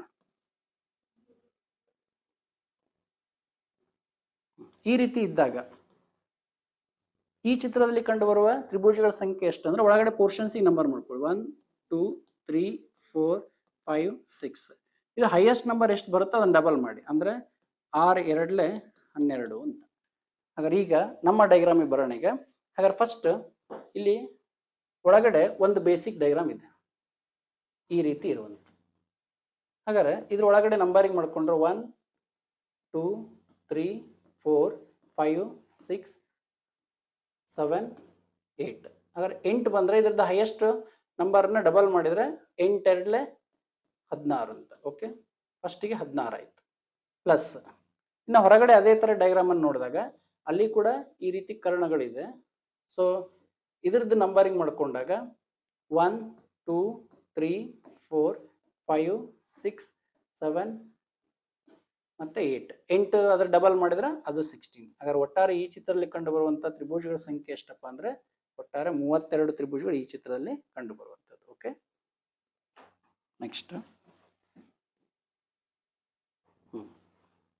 ಒಂದು ನಿರ್ದಿಷ್ಟ ತಾಲೂಕಿನ ವಿವಿಧ ಹಳ್ಳಿಗಳಲ್ಲಿ ಬ್ಯಾಂಕ್ ಖಾತೆಗಳನ್ನು ಹೊಂದಿರುವ ಗ್ರಾಮಸ್ಥರ ಸಂಖ್ಯೆಯನ್ನ ಸಾವಿರಗಳಲ್ಲಿ ಈ ಕೆಳಗೆ ನೀಡಲಾಗಿದೆ. ಓಕೆ, ಇದೊಂದು ದತ್ತಾಂಶ ವಿಶ್ಲೇಷಣೆ ಅನ್ನೋ ಚಾಪ್ಟರ್ ಮೇಲೆ ಬರುವಂತ ಕಾನ್ಸೆಪ್ಟ್. ಹಾಗಾದ್ರೆ ಈ ದತ್ತಾಂಶ ವಿಶ್ಲೇಷಣೆಯಲ್ಲಿ ಒಂದು ಗ್ರಾಫಿನ ಮುಖಾಂತರ ಒಂದು ತಾಲೂಕಿನ ವಿವಿಧ ಹಳ್ಳಿಗಳಲ್ಲಿ ಬ್ಯಾಂಕ್ ಖಾತೆಗಳನ್ನು ಹೊಂದಿರುವ ಗ್ರಾಮಸ್ಥರ ಸಂಖ್ಯೆಯನ್ನ ನಮಗೊಂದು ಗ್ರಾಫ್ ಅಲ್ಲಿ ಕೊಟ್ಟಿದ್ದಾನೆ. ಹಾಗಾದ್ರೆ ಇದನ್ನ ಎಂತ ಗ್ರಾಫ್ ಅಂತ ಕರಿತೀವಪ್ಪ ಅಂದ್ರೆ ಇದನ್ನ ಒಂದು ಲೈನ್ ಗ್ರಾಫ್ ಅಂತ ಕರಿತೀವಿ. ಓಕೆ, ಇದನ್ನ ಲೈನ್ ಗ್ರಾಫ್ ಅಂತ ಕರಿತೀವಿ. ಹಾಗಾದ್ರೆ ರೇಖಾ ನಕ್ಷೆ ಅಂತ ಕರಿತೀವಿ. ಹಾಗಾದ್ರೆ ಇಲ್ಲಿ ಅಬ್ಸರ್ವ್ ಮಾಡಿದ್ರೆ ABCD ಇವೆಲ್ಲ ಗ್ರಾಮಗಳ ಹೆಸರುಗಳು. ಹಾಗಾದ್ರೆ ಇದರಲ್ಲಿ ನಾವು ಮಾಡಿರ್ತಕ್ಕಂಥ ಹಳ್ಳಿಯಲ್ಲಿ ಬ್ಯಾಂಕ್ ಅಕೌಂಟ್ಗಳ ಸಂಖ್ಯೆನ ಈ ರೀತಿ ಮೆನ್ಷನ್ ಮಾಡಿದೆ. ಎ ಅನ್ನೋದು 60.5 ಅಂದ್ರೆ ಇದು ಸಾವಿರಗಳಲ್ಲಿ ಅಂದ್ರೆ 60,500 ಜನರು ಏನ್ ಮಾಡಿದಾರಪ್ಪ ಅಂದ್ರೆ ಅಕೌಂಟ್ಸ್ ಮಾಡಿಸಿದ್ದಾರೆ. ಇಲ್ಲಿ 42.5 ಬಿ ಗ್ರಾಮದಲ್ಲಿ ಅಂದ್ರೆ 42,000 ಇಂಟು 1000 ಮಾಡಿದಾಗ 42,500 ಜನ ಅಲ್ಲಿ ಏನ್ ಮಾಡಿದ್ದಾರೆ, ಅಲ್ಲಿ ಅಷ್ಟು ಅಕೌಂಟ್ಗಳನ್ನು ತೆಗೆದಿದ್ದಾರೆ. ಹಾಗಾದ್ರೆ ಅವನ ಕ್ವಶನ್ ಏನಪ್ಪಾ ಅಂದ್ರೆ ಗ್ರಾಮ ಬಿ ಮತ್ತು ಗ್ರಾಮ ಸಿ ಗಳಲ್ಲಿ ಕ್ರಮವಾಗಿ ಬ್ಯಾಂಕ್ ಖಾತೆಗಳನ್ನು ಹೊಂದಿರುವ ಗ್ರಾಮಸ್ಥರ ಅನುಪಾತ ಎಷ್ಟು ಅಂತ ಕೇಳ್ತಾನೆ. ಇಲ್ಲೊಂದು ವೆರಿ ಇಂಪಾರ್ಟೆಂಟ್ ಅನುಪಾತ ಅಥವಾ ರೇಷಿಯೋ ಅಂತ ವರ್ಡ್ ಯೂಸ್ ಮಾಡಿದಾನೆ. ಹಾಗಾದ್ರೆ ಏನಪ್ಪಾ ಅನುಪಾತ ಅಂದ್ರೆ, ಅನುಪಾತ ನೆನ್ಪಿಟ್ಕೊಳ್ಳಿ, A:B ಅಥವಾ 25:15 ಅಂತ. ಅಂದ್ರೆ ಇದರ ಅರ್ಥ ಏನಪ್ಪಾ ಅಂದ್ರೆ ಒಂದೇ ರೀತಿಯ ಎರಡು ಪರಿಮಾಣಗಳ ಹೋಲಿಕೆಯನ್ನ ಭಿನ್ನ ರಾಶಿಯ ರೂಪದಲ್ಲಿ ವ್ಯಕ್ತಪಡಿಸಿ. ಭಿನ್ನ ರಾಶಿಯ ರೂಪದಲ್ಲಿ ಅಂದ್ರೆ 25 ಡಿವೈಡೆಡ್ ಬೈ 15. ಒಂದೇ ರೀತಿಯ ಎರಡು ಪರಿಮಾಣಗಳ ಹೋಲಿಕೆಯನ್ನ ಭಿನ್ನ ರಾಶಿಯ ರೂಪದಲ್ಲಿ ವ್ಯಕ್ತಪಡಿಸಿ ಅದನ್ನ ಅತಿ ಸರಳೀಕೃತ ರೂಪಕ್ಕೆ ತರೋದನ್ನ. ಹಾಗಾದ್ರೆ ಅದು ಅತಿ ಸರಳೀಕೃತ ರೂಪಕ್ಕೆ ಅಂದ್ರೆ 5×3 = 15, 5×5 = 25 ಅಂದ್ರೆ 5:3 ಅಂತ ಹೇಳ್ತೀವಿ. ಹಾಗಾದ್ರೆ ಈ 5:3ಗೆ ನಾವೇನಂತ ಕರಿತೀವಪ್ಪ ಅಂದ್ರೆ ಅನುಪಾತ ಅಂತ ಕರಿತೀವಿ. ಹಾಗಾದ್ರೆ ಈ ತರ ಇಲ್ಲಿ ಕೂಡ ಗ್ರಾಮ ಬಿ ಮತ್ತು ಸಿ ಗಳಲ್ಲಿ ಕ್ರಮವಾಗಿ ಬ್ಯಾಂಕ್ ಖಾತೆಗಳನ್ನು ಹೊಂದಿರುವವರ ಅನುಪಾತ ಎಷ್ಟು ಅಂತ ಕೇಳ್ತಾನೆ. ಹಾಗಾದ್ರೆ ಈಗ ಬಿ ಅಲ್ಲಿ ಎಷ್ಟಿದಾರಪ್ಪ ಅಂದ್ರೆ 42.5 ಡಿವೈಡೆಡ್ ಬೈ ಎರಡನೇ ಗ್ರಾಮ ಯಾವುದು, ಸಿ ಅಲ್ಲಿ ಎಷ್ಟಿದಾರೆ ಅಂದ್ರೆ 20. ಹಾಗಾದ್ರೆ ಈಗ ಒಂದೇ ರೀತಿ ಎರಡು ಪರಿಮಾಣಗಳು ನಾನು ಏನ್ ಮಾಡಿದೆ, ಭಿನ್ನ ರಾಶಿ ರೂಪದಲ್ಲಿ ವ್ಯಕ್ತಪಡಿಸೀನಿ. ಈಗ ಇವನ್ನ ಅತಿ ಸರಳೀಕೃತ ರೂಪಕ್ಕೆ ತಂದ್ರೆ ಅದೇ ನಮಗೆ ಅನುಪಾತ ಸಿಗುತ್ತೆ. ಹಾಗಾದ್ರೆ ಈಗ ಇದನ್ನ ಮಿನಿಮೈಸ್ ಮಾಡೋದು ಹೆಂಗೆ? ಹಾಗಾದ್ರೆ ಇಲ್ಲಿ ಪಾಯಿಂಟ್ ಇದೆ, ಇಲ್ಲಿ ಪಾಯಿಂಟ್ ಇಲ್ಲ. ಹಾಗಾದ್ರೆ ನಾ ಏನ್ ಮಾಡ್ತೀನಿ ಅಂದ್ರೆ ನನ್ನ ಅನುಕೂಲಕ್ಕಾಗಿ ಇದನ್ನು ಪಾಯಿಂಟ್ ಅನ್ನು 1 ಟೈಮ್ ಶಿಫ್ಟ್ ಮಾಡ್ತೀನಿ. ಅವಾಗ ಏನಾಗುತ್ತಪ್ಪ ಅಂದ್ರೆ 42.5 ಇದ್ದಿದ್ದು 425 ಆಗುತ್ತೆ. ಹಾಗಾದ್ರೆ ಅಂಶದಲ್ಲಿ ಏನು ಬದಲಾವಣೆ ಮಾಡಿರೋ ಛೇದದಲ್ಲೂ ಕೂಡ ಆ ಬದಲಾವಣೆ ಮಾಡಬೇಕು. ಹಾಗಾದ್ರೆ ಇದನ್ನ ಒಂದ್ ಸ್ಥಾನ ಮೂವ್ ಮಾಡಿದ್ಮೇಲೆ ಇದು ಸದ್ಯಕ್ಕೆ 20.0 ಇರುತ್ತೆ, 20.00 ಅಂತ ಇರುತ್ತೆ. ಹಾಗಾದ್ರೆ ಇದನ್ನ ಒಂದ್ ಸ್ಥಾನ ಮೂವ್ ಮಾಡಿದ್ಮೇಲೆ ಇದನ್ನು ಕೂಡ ಒಂದ್ ಸ್ಥಾನ ಮೂವ್ ಮಾಡ್ಬೇಕಾದ್ರೆ 20 ಇದ್ದಿದ್ದು ಏನಾಗುತ್ತಪ್ಪ ಅಂದ್ರೆ 200 ಆಗುತ್ತೆ. ಹಾಗಾದ್ರೆ ಈಗ ನಾವು ಇದನ್ನ ಈಸಿಯಾಗಿ ಕ್ಯಾನ್ಸಲ್ ಮಾಡ್ಬೋದು. ಹಾಗಾದ್ರೆ 5ರಿಂದ ತಗೊಂಡ್ವಿ ಅಂದ್ರೆ 5×4 = 20, ಇದು 1 0. ನೆಕ್ಸ್ಟ್ 5×8 = 40, 2 ಉಳಿತು 25 ಆಯ್ತು, 5×5 = 25. ನೆಕ್ಸ್ಟ್ ಅಗೇನ್ 5ರಿಂದ ತಗೊಂಡ್ವಿ ಅಂದ್ರೆ 5×8 = 40, 5×1 = 5, 3 ಉಳಿತು 35 ಆಯ್ತು, 5×7 = 30. ಇನ್ನು ಫರ್ದರ್ ಇದನ್ನ ಸಿಂಪ್ಲಿಫೈ ಮಾಡಕ್ ಬರಲ್ಲ. ಹಾಗಾಗಿ ಇದ್ರದ್ದು ಫೈನಲ್ ರೇಷಿಯೋ ಏನಪ್ಪಾ ಅಂದ್ರೆ 17:8 ಅಂತ ಕರಿತೀವಿ. ಆಪ್ಷನ್ ಯಾವ್ದಪ್ಪ ಅಂದ್ರೆ option 3 is the right answer. ಹಾಗಾದ್ರೆ ಯಾವಾಗಲೂ ವೆರಿ ಇಂಪಾರ್ಟೆಂಟ್ ಏನಪ್ಪಾ ಅಂದ್ರೆ ಗ್ರಾಮ ಬಿ ಮತ್ತು ಸಿ ಕೇಳಿರೋದ್ರಿಂದ ಫಸ್ಟ್ ಬರೋ ಟರ್ಮ್ ಬಿ ಇರೋದ್ರಿಂದ ಅದು ಯಾವಾಗಲೂ ಅಂಶದಲ್ಲಿ ಇರಬೇಕು. ಇದು ಬಿ. ಎರಡನೇದು ಸಿ ಕೇಳಿರೋದ್ರಿಂದ ಇದನ್ನ ಪೂರ್ವ ಪದ ಅಂತ ಕರಿತೀವಿ, ಇದನ್ನ ಉತ್ತರ ಪದ ಅಂತ ಕರಿತೀವಿ. ಹಾಗಾದ್ರೆ ಫಸ್ಟ್ ಬರೋ ಟರ್ಮ್ ಯಾವಾಗಲೂ ನ್ಯೂಮರೇಟರ್ ಇರಬೇಕು, ಸೆಕೆಂಡ್ ಬರೋ ಟರ್ಮ್ ಯಾವಾಗಲೂ ಡಿನಾಮಿನೇಟರ್ ಇರಬೇಕು. ಅದನ್ನ ಮಿನಿಮೈಸ್ ಮಾಡಿದ್ರೆ 17:8 ಇರುತ್ತೆ. Okay, option 3 is the right answer. Next question. So ಒಬ್ಬ ವ್ಯಕ್ತಿಯ ವೇಗ ಗಂಟೆಗೆ 3 ಕಿಲೋಮೀಟರ್ ಆಗಿದ್ದರೆ ಅವನು ತನ್ನ ಗಮ್ಯ ಸ್ಥಾನವನ್ನು 30 ನಿಮಿಷ ತಡವಾಗಿ ತಲುಪುತ್ತಾನೆ ಮತ್ತು ಅವನ ವೇಗ ಗಂಟೆಗೆ 4 ಕಿಲೋಮೀಟರ್ ಆಗಿದ್ದರೆ 20 ನಿಮಿಷ ಮೊದಲೇ ತಲುಪುತ್ತಾನೆ. ಹಾಗಾದರೆ ಅವನು ಹೊರಡುವ ಸ್ಥಳದಿಂದ ಅವನ ಗಮ್ಯ ಸ್ಥಾನಕ್ಕೆ ಇರುವಂತ ದೂರ ಎಷ್ಟು ಅಂತ ಕೇಳ್ತಿದ್ದಾರೆ. ಓಕೆ, ಇದು ದೂರ ಕಾಲ ವೇಗ ಅನ್ನೋ ಚಾಪ್ಟರ್ ಮೇಲೆ ಬರುವಂತ ಒಂದು ಕ್ವಶನ್ ಆಗಿದೆ. ಸೊ ಇಲ್ಲಿ ಏನಾಗಿದೆಪ್ಪ ಅಂದ್ರೆ ಒಬ್ಬ ವ್ಯಕ್ತಿ ಇದ್ದಾನೆ, ಗಂಟೆಗೆ 3 ಕಿಲೋಮೀಟರ್ ಅರ್ಥ ಏನಪ್ಪಾ ಅಂದ್ರೆ ಅವನ ಸ್ಪೀಡ್ ಫಸ್ಟ್ ಟೈಮ್ ಹೆಂಗ್ ಹೋಗಿದಾನಂದ್ರೆ S1 ಅಂತ ಕರಿತೀನಿ. ಸ್ಪೀಡ್ 3 ಕಿಲೋಮೀಟರ್ ಪರ್ ಅವರ್ ಅಲ್ಲಿ ಹೋದ್ರೆ, ಸ್ಪೀಡ್ 3 ಕಿಲೋಮೀಟರ್ ಪರ್ ಅವರ್ ಅಲ್ಲಿ ಹೋದ್ರೆ ಏನಾಗ್ತಾನಂತೆ, ತನ್ನ ಗಮ್ಯ ಸ್ಥಾನ ಅಂದ್ರೆ ಫೈನಲ್ ಡೆಸ್ಟಿನೇಷನ್ ಪಾಯಿಂಟ್ ಅಥವಾ ಆಫೀಸ್ ಅಂತ ಕರೀರಿ, ತನ್ನ ಆಫೀಸ್ ಅನ್ನ 30 ನಿಮಿಷ ಏನ್ ಮಾಡ್ತಾನಂತೆ, ತಡವಾಗಿ ತಲುಪ್ತಾನೆ. 30 ನಿಮಿಷ ತಡವಾಗಿ. ಯಾವಾಗ 3 ಕಿಲೋಮೀಟರ್ ಪರ್ ಅವರ್ ಹೋದ್ರೆ 30 ಮಿನಿಟ್ಸ್ ಲೇಟ್ ಆಗುತ್ತೆ. ಅದೇ ಸಪೋಸ್ ತನ್ನ ಸ್ಪೀಡನ್ನ ಗಂಟೆಗೆ 4 ಕಿಲೋಮೀಟರ್ ಮಾಡ್ಕೊಂಡ್ರೆ 4 ಕಿಲೋಮೀಟರ್ ಪರ್ ಅವರ್ ಆದ್ರೆ 4 ಕಿಲೋಮೀಟರ್ ಪರ್ ಅವರ್ ಆದ್ರೆ ಏನಾಗುತ್ತಂತೆ, 20 ನಿಮಿಷ ಮೊದಲೇ ತಲುಪುತ್ತಾನೆ. ಅಂದ್ರೆ 20 ಮಿನಿಟ್ಸ್ ಅರ್ಲಿನೇ ಆಫೀಸ್ ಅನ್ನ ರೀಚ್ ಆಗ್ತಾನೆ. ಅಂದ್ರೆ ಅದನ್ನ T2 ಅಂತ ಕರೀಬೋದು. 20 ನಿಮಿಷ 20 ನಿಮಿಷ ಬೇಗನೆ ರೀಚ್ ಆಗ್ತಾನೆ. ಓಕೆ, ನೆನ್ಪಿಟ್ಕೊಳ್ಳಿ. ಕಾನ್ಸೆಪ್ಟ್ ಏನಿದೆ ಅಂದ್ರೆ ಸ್ಪೀಡ್ 3 ಕಿಲೋಮೀಟರ್ ಪರ್ ಅವರ್ ಹೋದ್ರೆ 30 ನಿಮಿಷ ತಡವಾಗ್ತದೆ. ಅದೇ ಸ್ವಲ್ಪ ಸ್ಪೀಡನ್ನು ಇನ್ಕ್ರೀಸ್ ಮಾಡ್ಕೊಂಡ್ರೆ 20 ನಿಮಿಷ ಬೇಗನೆ ರೀಚ್ ಆಗ್ತಾನೆ. ಯಾಕಪ್ಪ ಅಂದ್ರೆ ನಿಮ್ಮ ಸ್ಪೀಡ್ ಇನ್ಕ್ರೀಸ್ ಆದಂಗೆ ಟೈಮ್ ಕಡಿಮೆ ತಗೊಳ್ತಾ ಬರುತ್ತೆ. ಅದಕ್ಕೆ ನಾವು ಯಾವಾಗಲೂ ಏನು ಹೇಳ್ತೀವಿ ಅಂದ್ರೆ ಸ್ಪೀಡ್ ಮತ್ತೆ ಟೈಮ್ಗಳು ಯಾವಾಗಲೂ ಇನ್ವರ್ಸ್ಲಿ ಪ್ರಪೋರ್ಷನಲ್ ಅಥವಾ ವಿಲೋಮಾನುಪಾತದಲ್ಲಿ ಇರ್ತವೆ ಅಂತ ಹೇಳ್ತೀನಿ. ಯಾವಾಗ ಸ್ಪೀಡ್ ರೈಸ್ ಆಗುತ್ತೋ, ಜಾಸ್ತಿ ಆಗುತ್ತೋ, ಅವಾಗ ಟೈಮ್ ಕಡಿಮೆ ತಗೊಳುತ್ತೆ. ಸ್ಪೀಡ್ ಕಡಿಮೆ ಆಯ್ತು ಅಂದ್ರೆ ಟೈಮ್ ಜಾಸ್ತಿ ಆಗುತ್ತೆ. ಹಾಗಾದ್ರೆ ಈಗ ಅವನ ಕ್ವಶನ್ ಏನಂದ್ರೆ ಇದು ಎ ಸ್ಥಳದಿಂದ ಬಿ ಸ್ಥಳಕ್ಕೆ ಒಂದಿದೆ ಅಂತ ತಿಳ್ಕೊಳ್ಳಿ. ಹಾಗಾದ್ರೆ ಇಲ್ಲಿದ್ದ 3 ಕಿಲೋಮೀಟರ್ ಪರ್ ಅವರ್ ಹೋದ್ರೆ ಡೆಸ್ಟಿನೇಷನ್ ಪಾಯಿಂಟ್ ಅನ್ನ 30 ನಿಮಿಷ ಲೇಟ್ ಆಗುತ್ತೆ. ಅದೇ ನಿಮಗೆ 4 ಕಿಲೋಮೀಟರ್ ಪರ್ ಅವರ್ ಹೋದ್ರೆ 20 ನಿಮಿಷ ಬೇಗನೆ ಮುಟ್ತಾನೆ. ಹಾಗಾದ್ರೆ ಅವನ ಕ್ವಶನ್ ಏನಪ್ಪಾ, ನಡುವಿನ ಅಂತರ ಎಷ್ಟೈತಿ ಅಂತ ಕೇಳ್ತಾನೆ. ಹಾಗಾದ್ರೆ ಈಗ ಇಂಥ ಕ್ವಶನ್ ಆನ್ಸರ್ ಮಾಡ್ಬೇಕಾದ್ರೆ 2 ಸ್ಪೀಡ್ 2 ಟೈಮ್ ಬಂದಾಗ ಒಂದು ಶಾರ್ಟ್ ಟ್ರಿಕ್ಸ್ ಅನ್ನ ಯೂಸ್ ಮಾಡ್ಬೋದು. ಇದನ್ನ ಕಾನ್ಸೆಪ್ಟ್ ಪ್ರಕಾರ ಮಾಡ್ಬೋದು, ಇಲ್ಲ ಶಾರ್ಟ್ ಟ್ರಿಕ್ಸ್ ಎಲ್ಲ ಮಾಡ್ಬೋದು. ಒಂದು ಫಾರ್ಮುಲಾ ಇದೆ, ಏನಪ್ಪಾ ಅಂದ್ರೆ ಡಿಸ್ಟನ್ಸ್ ಇಸ್ ಈಕ್ವಲ್ ಟು ಅಥವಾ ದೂರ ಇಸ್ ಈಕ್ವಲ್ ಟು ವೇಗ ಇಂಟು ಕಾಲ ಅಂತ ಹೇಳ್ತೀವಿ. ಹಾಗಾದ್ರೆ ವೇಗವನ್ನು ಹೆಂಗ್ ಬರೀತೀನಿ ಅಂದ್ರೆ S1 into S2 divided by S1 minus S2 into time difference ಅಂತ. Very important. S1 ಅಂದ್ರೆ ಸ್ಪೀಡ್ 1, S2 ಅಂದ್ರೆ speed 2 divide by S1 minus S2 into time difference. ಹಾಗಾದ್ರೆ ಇಲ್ಲಿ ಕಾನ್ಸೆಪ್ಟ್ ಅಲ್ಲಿ ಏನು ಇಂಪಾರ್ಟೆಂಟ್ ಅಂದ್ರೆ ಟೈಮ್ ಡಿಫರೆನ್ಸ್ ಬಹಳ ಇಂಪಾರ್ಟೆಂಟ್. ಈ ಟೈಮ್ ಡಿಫರೆನ್ಸ್ ಅನ್ನು ಹೆಂಗ್ ತಗೊಳ್ತೀವಿ ಅಂದ್ರೆ ನಿಮ್ಮ ಪ್ರಾಬ್ಲಮ್ ಅಲ್ಲಿ ಒಂದು ಸರಿ ಲೇಟ್ ಆಗಿ ಒಂದು ಸರಿ ಬೇಗ, ಅಂದ್ರೆ ಇವೆರಡು ಅಪೋಸಿಟ್ ವರ್ಡ್ ಅಂತ ಹೇಳ್ತೀವಿ. ಲೇಟ್ ಮತ್ತೆ ಅರ್ಲಿ ಇವೆರಡು ಅಪೋಸಿಟ್ ಇರೋದ್ರಿಂದ ಯಾವಾಗ ಅಪೋಸಿಟ್ ವರ್ಡ್ ಬರ್ತವೋ ಇವೆರಡನ್ನ ಆಡ್ ಮಾಡಿ ಬರ್ಕೊಳ್ಬೇಕು. ಅದೇ ಸಪೋಸ್ 2 ಸರಿ ಲೇಟ್ ಆಗಿ ಮುಟ್ಟಿದ ಅಂದ್ರೆ 2 ಸರಿ ತಡ ಅಂತ ಇತ್ತು ಅಂದ್ರೆ ಒಂದ್ರಲ್ಲಿ ಒಂದು ಮೈನಸ್ ಮಾಡ್ಬೇಕು. ಟೈಮ್ ಡಿಫರೆನ್ಸ್ ಅಲ್ಲಿ ಒಂದ್ರಲ್ಲಿ ಒಂದು ಮೈನಸ್ ಮಾಡ್ಬೇಕು. 2 ಸರಿ ಬೇಗ ಅಂತ ರೀಚ್ ಆದ್ರೆ ಅದು ಕೂಡ ಮೈನಸ್ ಆಗುತ್ತೆ. ಬಟ್ ಯಾವಾಗ ಪ್ಲಸ್ ಮಾಡ್ಬೇಕು ಟೈಮ್ ಡಿಫರೆನ್ಸ್ ಅಂದ್ರೆ ಒಂದ್ಸರಿ ಲೇಟ್ ಒಂದ್ಸರಿ ಅರ್ಲಿ, ಒಟ್ಟಿನಲ್ಲಿ ಅಪೋಸಿಟ್ ವರ್ಡ್ ಇದ್ರೆ ಆ ಟೈಮ್ ಡಿಫರೆನ್ಸ್ ಪ್ಲಸ್ ಅಂತ ಬರೀಬೇಕು. ಹಾಗಾದ್ರೆ ಈಗ ಹೇಳಿ S1 ಅಂದ್ರೆ ಸ್ಪೀಡ್ 1 3 ಇಂಟು S2 ಅಂದ್ರೆ 4 kilometre divided by S1 minus S2 ಅಂದ್ರೆ ಇದೇನಪ್ಪ ಅಂದ್ರೆ ಇಲ್ಲಿ ನೆಗೆಟಿವ್ ಆನ್ಸರ್ ಬಂದ್ರು ಕೂಡ ಪಾಸಿಟಿವ್ ಅಲ್ಲಿ ಇಟ್ಕೊಳ್ತೀವಿ. ಅದಕ್ಕೆ ದೊಡ್ಡದಲ್ಲಿ ಸಣ್ಣದನ್ನು ಸ್ಪೀಡ್ ಕಳೆದು ಬಿಡೋಣ. 4ರಲ್ಲಿ 3 ಹೋದ್ರೆ 1 kilometre per hour into time difference ಅಂದ್ರೆ ಏನಪ್ಪಾ ಅಂದ್ರೆ ಟೈಮ್ ಡಿಫರೆನ್ಸ್ ಅಂದ್ರೆ ಆಲ್ರೆಡಿ ಹೇಳಿದೆ ನಾನು ನಿಮಗೆ, ಅಪೋಸಿಟ್ ವರ್ಡ್ ಇರೋದಕ್ಕೆ 2 ಟೈಮ್ಗಳನ್ನ ಕೂಡಿಸ್ಕೊಂಡು ಬರೀರಿ. 30 + 20 ಅಂದ್ರೆ 50 ಮಿನಿಟ್ಸ್ ಆಗುತ್ತೆ. ಅಂದ್ರೆ ಇವೆಲ್ಲ ಸ್ಪೀಡ್ಗಳು ಕಿಲೋಮೀಟರ್ ಪರ್ ಅವರ್ ಅಲ್ಲಿ ಇದ್ದರಿಂದ ಇದು ನಿಮಿಷದಲ್ಲಿ ಇರ್ಲಿಕ್ಕೆ ಅವಕಾಶ ಇಲ್ಲ. ಸೊ ಇದನ್ನ ಅವರ್ಸಿಗೆ ಕನ್ವರ್ಟ್ ಮಾಡ್ಕೋಬೇಕಾದ್ರೆ ಡಿವೈಡೆಡ್ ಬೈ 60 ಇದು ಅವರಿಗೆ ಕನ್ವರ್ಟ್ ಆಗುತ್ತೆ. ಹಾಗಾದ್ರೆ ಈಗ ಇದು ಮಿನಿಮೈಸ್ ಮಾಡಿದ್ರೆ ಈ 0ಗೆ ಈ 0 ಹೋಗುತ್ತೆ. 3 1 3 2 6 2 1 2 2 4 ಅಲ್ಲಿಗೆ 2 × 5 ಮಾಡಿದ್ರೆ ಎಷ್ಟು ಬರುತ್ತಪ್ಪ ಅಂದ್ರೆ 10 ಕಿಲೋಮೀಟರ್. ಹಾಗಾದ್ರೆ ಎ ಇಂದ ಬಿ ಸ್ಥಳಕ್ಕೆ ಎಷ್ಟಿದೆ ಡಿಸ್ಟೆನ್ಸ್ ಅಂತ ಕೇಳಿದ್ರೆ 10 ಕಿಲೋಮೀಟರ್. ಹಾಗಾದ್ರೆ ವೆರಿ ಇಂಪಾರ್ಟೆಂಟ್ ಏನಪ್ಪಾ ಅಂದ್ರೆ 2 ಸ್ಪೀಡ್ 2 ಟೈಮ್ ಬಂದಾಗ S1 × S2 divided by S1 minus S2 ಅಂತ. ಸೊ S1 ಮತ್ತು S2ಗಳು 2 ಸ್ಪೀಡ್ಗಳು.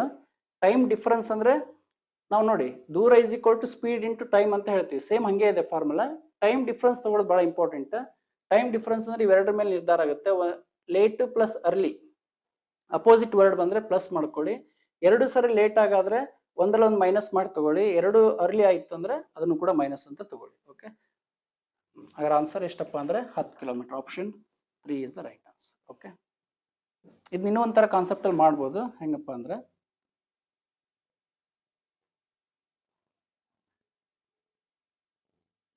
ಈಗ ನಾನು ಫೈಂಡ್ ಔಟ್ ಮಾಡಬೇಕಾಗಿದ್ದು ದೂರ. ಓಕೆ, ದೂರ ಇಸ್ ಈಕ್ವಲ್ ಟು ಫಾರ್ಮುಲಾ ಏನಪ್ಪ ಅಂದ್ರೆ ವೇಗ ಇಂಟು ಕಾಲ ಅಂತ ಹೇಳ್ತೀವಿ.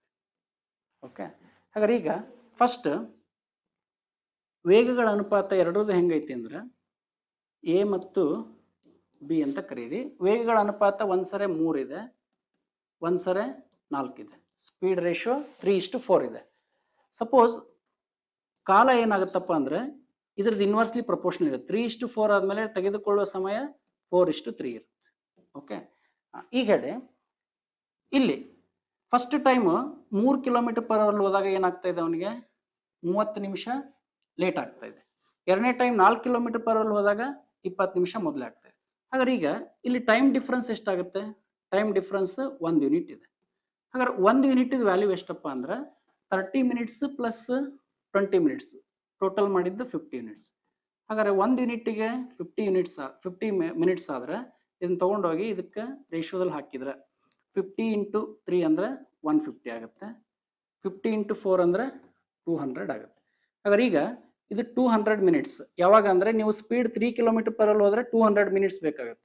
4 ಕಿಲೋಮೀಟರ್ ಪರ್ ಅವರ್ ಹೋದ್ರೆ ನಿಮ್ಗೆ 150 ಮಿನಿಟ್ಸ್ ಬೇಕಾಗುತ್ತೆ. ಹಾಗಾದ್ರೆ ಈಗ ಇದನ್ನ ಸಬ್ಸ್ಟಿಟ್ಯೂಟ್ ಮಾಡಿದ್ರೆ ದೂರ ಇಸ್ ಈಕ್ವಲ್ ಟು ವೇಗ ಇಂಟು ಕಾಲದಲ್ಲಿ, ವೇಗ ಅಂದ್ರೆ 3 kilometre per hour 3 kilometre per hour into ಕಾಲ ಅಂದ್ರೆ 200 ಮಿನಿಟ್ಸ್ 200 ಮಿನಿಟ್ಸ್ ಇದೆ. ಬಟ್ ಇದನ್ನ ಅವರ್ಸಿಗೆ ಕನ್ವರ್ಟ್ ಮಾಡಿದ್ರೆ ಡಿವೈಡೆಡ್ ಬೈ 60. ಹಾಗಾದ್ರೆ ಈಗ ಇದು ಅವರ್ಗಾಗಿರುತ್ತೆ. ಅವರ್ ಕ್ಯಾನ್ಸಲ್, ಈ ಝೀರೋಗೆ ಈ ಝೀರೋ ಕ್ಯಾನ್ಸಲ್, 3 ಒಂದ್ಲೆ 3 ಎರಡ್ಲೆ 6, 2 ಒಂದ್ಲೆ 2 ಹತ್ಲೆ ಅಂದ್ರೆ ಎಷ್ಟು ಬರುತ್ತಪ್ಪ ಅಂದ್ರೆ ಡಿಸ್ಟೆನ್ಸ್ 10 ಕಿಲೋಮೀಟರ್. ಇದೇ ಥರನೂ ಮಾಡ್ಬೋದು. ಇಲ್ಲಪ್ಪ ಅಂದ್ರೆ ಬೆಸ್ಟ್ ಶಾರ್ಟಿಕ್ಸ್ ಮೆಥಡ್ ಯಾವುದಪ್ಪ ಅಂದ್ರೆ ಈ ಫಾರ್ಮುಲಾನ ಕೂಡ ಯೂಸ್ ಮಾಡ್ಬೋದು. Okay, answer option 3 is the right answer. Next, ಒಂದು ವಸ್ತುವಿನ ಮಾರುವ ಬೆಲೆಯು ಲಾಭಕ್ಕಿಂತ 40 ಜಾಸ್ತಿ ಆಗಿದೆ. ಒಂದು ವೇಳೆ ಖರೀದಿ ಬೆಲೆಯು ಮಾರಾಟದ ಬೆಲೆ 40% ಆಗಿದ್ದರೆ ಖರೀದಿ ಬೆಲೆಯನ್ನು ಕಂಡುಹಿಡಿಯಿರಿ. ಓಕೆ, ಯಾವುದೇ ಒಂದು ವಸ್ತುವನ್ನು ತಗೊಂಡಾಗ 3 ಥರ ಬೆಲೆಗಳಿರ್ತವೆ. ಒಂದು ಮಾರುವ ಬೆಲೆ ಅಂದ್ರೆ ಸೆಲ್ಲಿಂಗ್ ಪ್ರೈಸ್ ಅಂತ ಕರಿತೀವಿ. ಇನ್ನ ಖರೀದಿ ಬೆಲೆ ಅಂದ್ರೆ ಇದನ್ನ ಕೊಂಡ ಬೆಲೆ ಅಂತಾನು ಕರಿಬಹುದು, ಅಥವಾ ಕಾಸ್ಟ್ ಪ್ರೈಸ್ ಅಂತಾನು ಕೂಡ ಕರಿಬಹುದು. ಹಾಗಾದ್ರೆ ಈಗ ಯಾವುದೇ ಒಂದು ವಸ್ತುವನ್ನು ಖರೀದಿ ಮಾಡಿದಾಗ ಫಸ್ಟ್ CP ಅಥವಾ ಕೊಂಡ ಬೆಲೆ ಅಂತ ಇರುತ್ತೆ. ಹಂಗೆ ಶಾರ್ಟಿಕ್ಸ್ ಅಲ್ಲಿ ಮಾಡ್ಬೋದು ಇದನ್ನ. SP ಅಂದ್ರೆ ಮಾರಿದ ಬೆಲೆ, ಇನ್ನೊಂದು ಪ್ರಾಫಿಟ್ ಅಥವಾ ಲಾಭ ಅಂತ ಕರಿತೀವಿ. ಈಗ ಸ್ಟೇಟ್ಮೆಂಟ್ ಅನ್ನು ಓದ್ತಾ ಬರೋಣ. ಈಗ ಇಮ್ಯಾಜಿನ್ ಒಂದು ವಸ್ತು ಇದೆ, ಅದರ ಮಾರುವ ಬೆಲೆ ಏನಾಗಿದೆ ಅಂದ್ರೆ ಲಾಭಕ್ಕಿಂತ 40 ಜಾಸ್ತಿ ಆಗಿದೆ. ಓಕೆ, ಒಂದು ವೇಳೆ ಖರೀದಿ ಬೆಲೆಯು ಮಾರಾಟದ ಬೆಲೆಯ 40% ಆಗಿದ್ದರೆ, ಇದು ಇಂಪಾರ್ಟೆಂಟ್.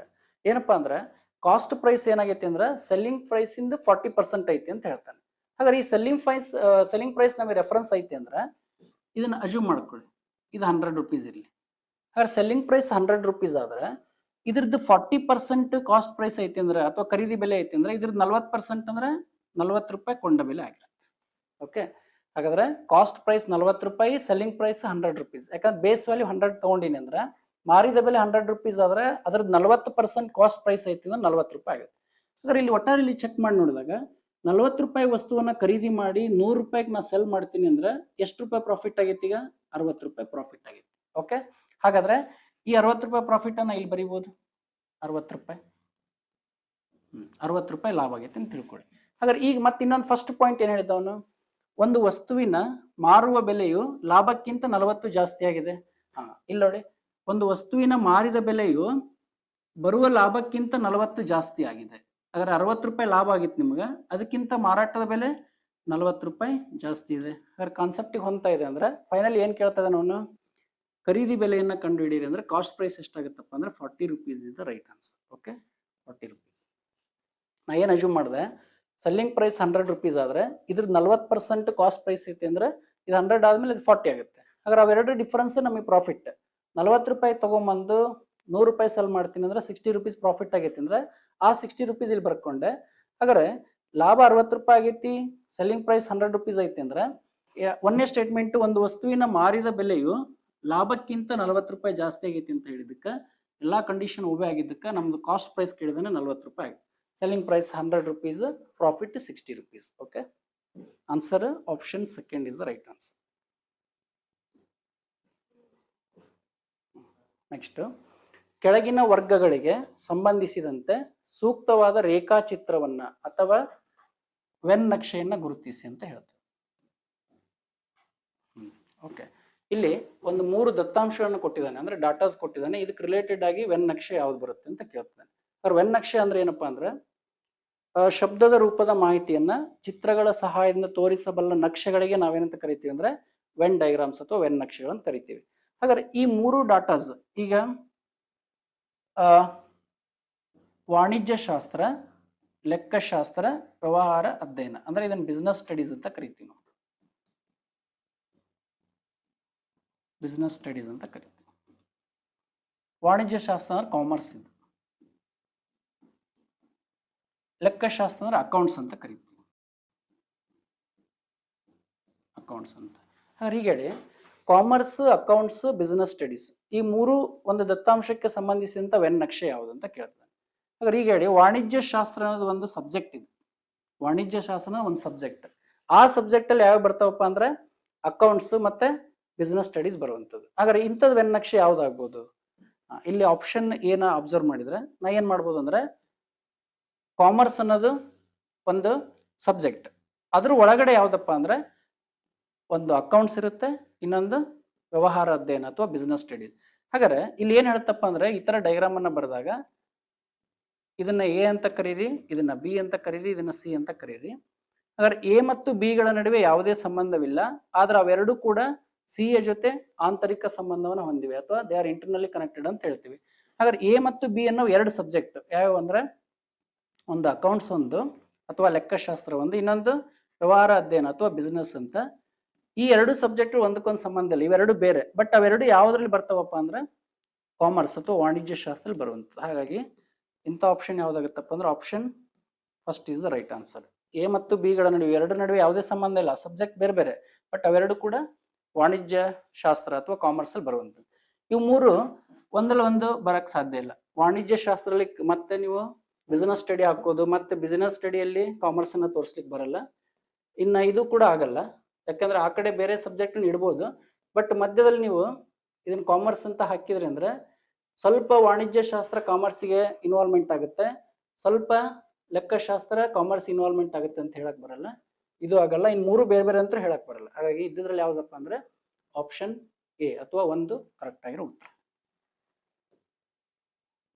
ನೆಕ್ಸ್ಟ್ ಅಗೇನ್ ಮತ್ತೊಂದು ವೆನ್ ನಕ್ಷೆ ಬರ್ತಾ ಇದೆ. ಇಲ್ಲಿ ಕೂಡ ಏನಪ್ಪಾ ಅಂದ್ರೆ ವೆನ್ ನಕ್ಷೆಯಲ್ಲಿ ಇದು ಒಂದು ಸರ್ಕಲ್ ಇದೆ.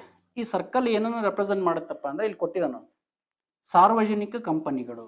ಏನ್ ಸಾರ್ವಜನಿಕ ಕಂಪನಿಗಳು ಅಂದ್ರೆ ಯಾವ ಅಂದ್ರೆ ನಂಬರ್ ಇಲ್ಲಿ 5 ಇದೆ, 2 ಇದೆ, 3 ಇದೆ, 7 ಇದೆ. ಅಂದ್ರೆ ಈ ಸರ್ಕಲ್ ಒಳಗಡೆ ಯಾವ ನಂಬರ್ ಕವರ್ ಆಗಿದೋ ಅವೆಲ್ಲ ಸಾರ್ವಜನಿಕ ಕಂಪನಿಗಳ ಸಂಖ್ಯೆ ಅದು. ನೆಕ್ಸ್ಟ್ ಒಂದು ಟ್ರಯಾಂಗಲ್ ಇಂಡಿಕೇಟ್ ಮಾಡುತ್ತದೆ ಏನಪ್ಪಾ ಅಂದ್ರೆ ಖಾಸಗಿ ಕಂಪನಿಗಳು. ಖಾಸಗಿ ಕಂಪನಿಗಳು ಯಾವ ಅಂದ್ರೆ ನಂಬರ್ 1, 5, 2, 4. ನೆಕ್ಸ್ಟ್ ಇನ್ನೊಂದು ಸ್ಕ್ವೇರ್ ಅಥವಾ ಆಯತ ಅಂತ ನಾವು ಕರೀರಿ. ಇದು ಏನ್ ಇಂಡಿಕೇಟ್ ಮಾಡುತ್ತಪ್ಪ ಅಂದ್ರೆ ಬಹುರಾಷ್ಟ್ರೀಯ ಕಂಪನಿಗಳು, ಮಲ್ಟಿ ನ್ಯಾಷನಲ್ ಕಂಪನೀಸ್ ಅಂತ ಕರಿತೀವಿ. ಯಾವಪ್ಪ ಅಂದ್ರೆ 4, 2, 3, 6. ಇದ್ರ ಮೇಲೆ ಏನ್ ಪ್ರಶ್ನೆ ಕೇಳಿದನಪ್ಪ ಅಂದ್ರೆ ಬಹುರಾಷ್ಟ್ರೀಯ ಕಂಪನಿಗಳಲ್ಲದ.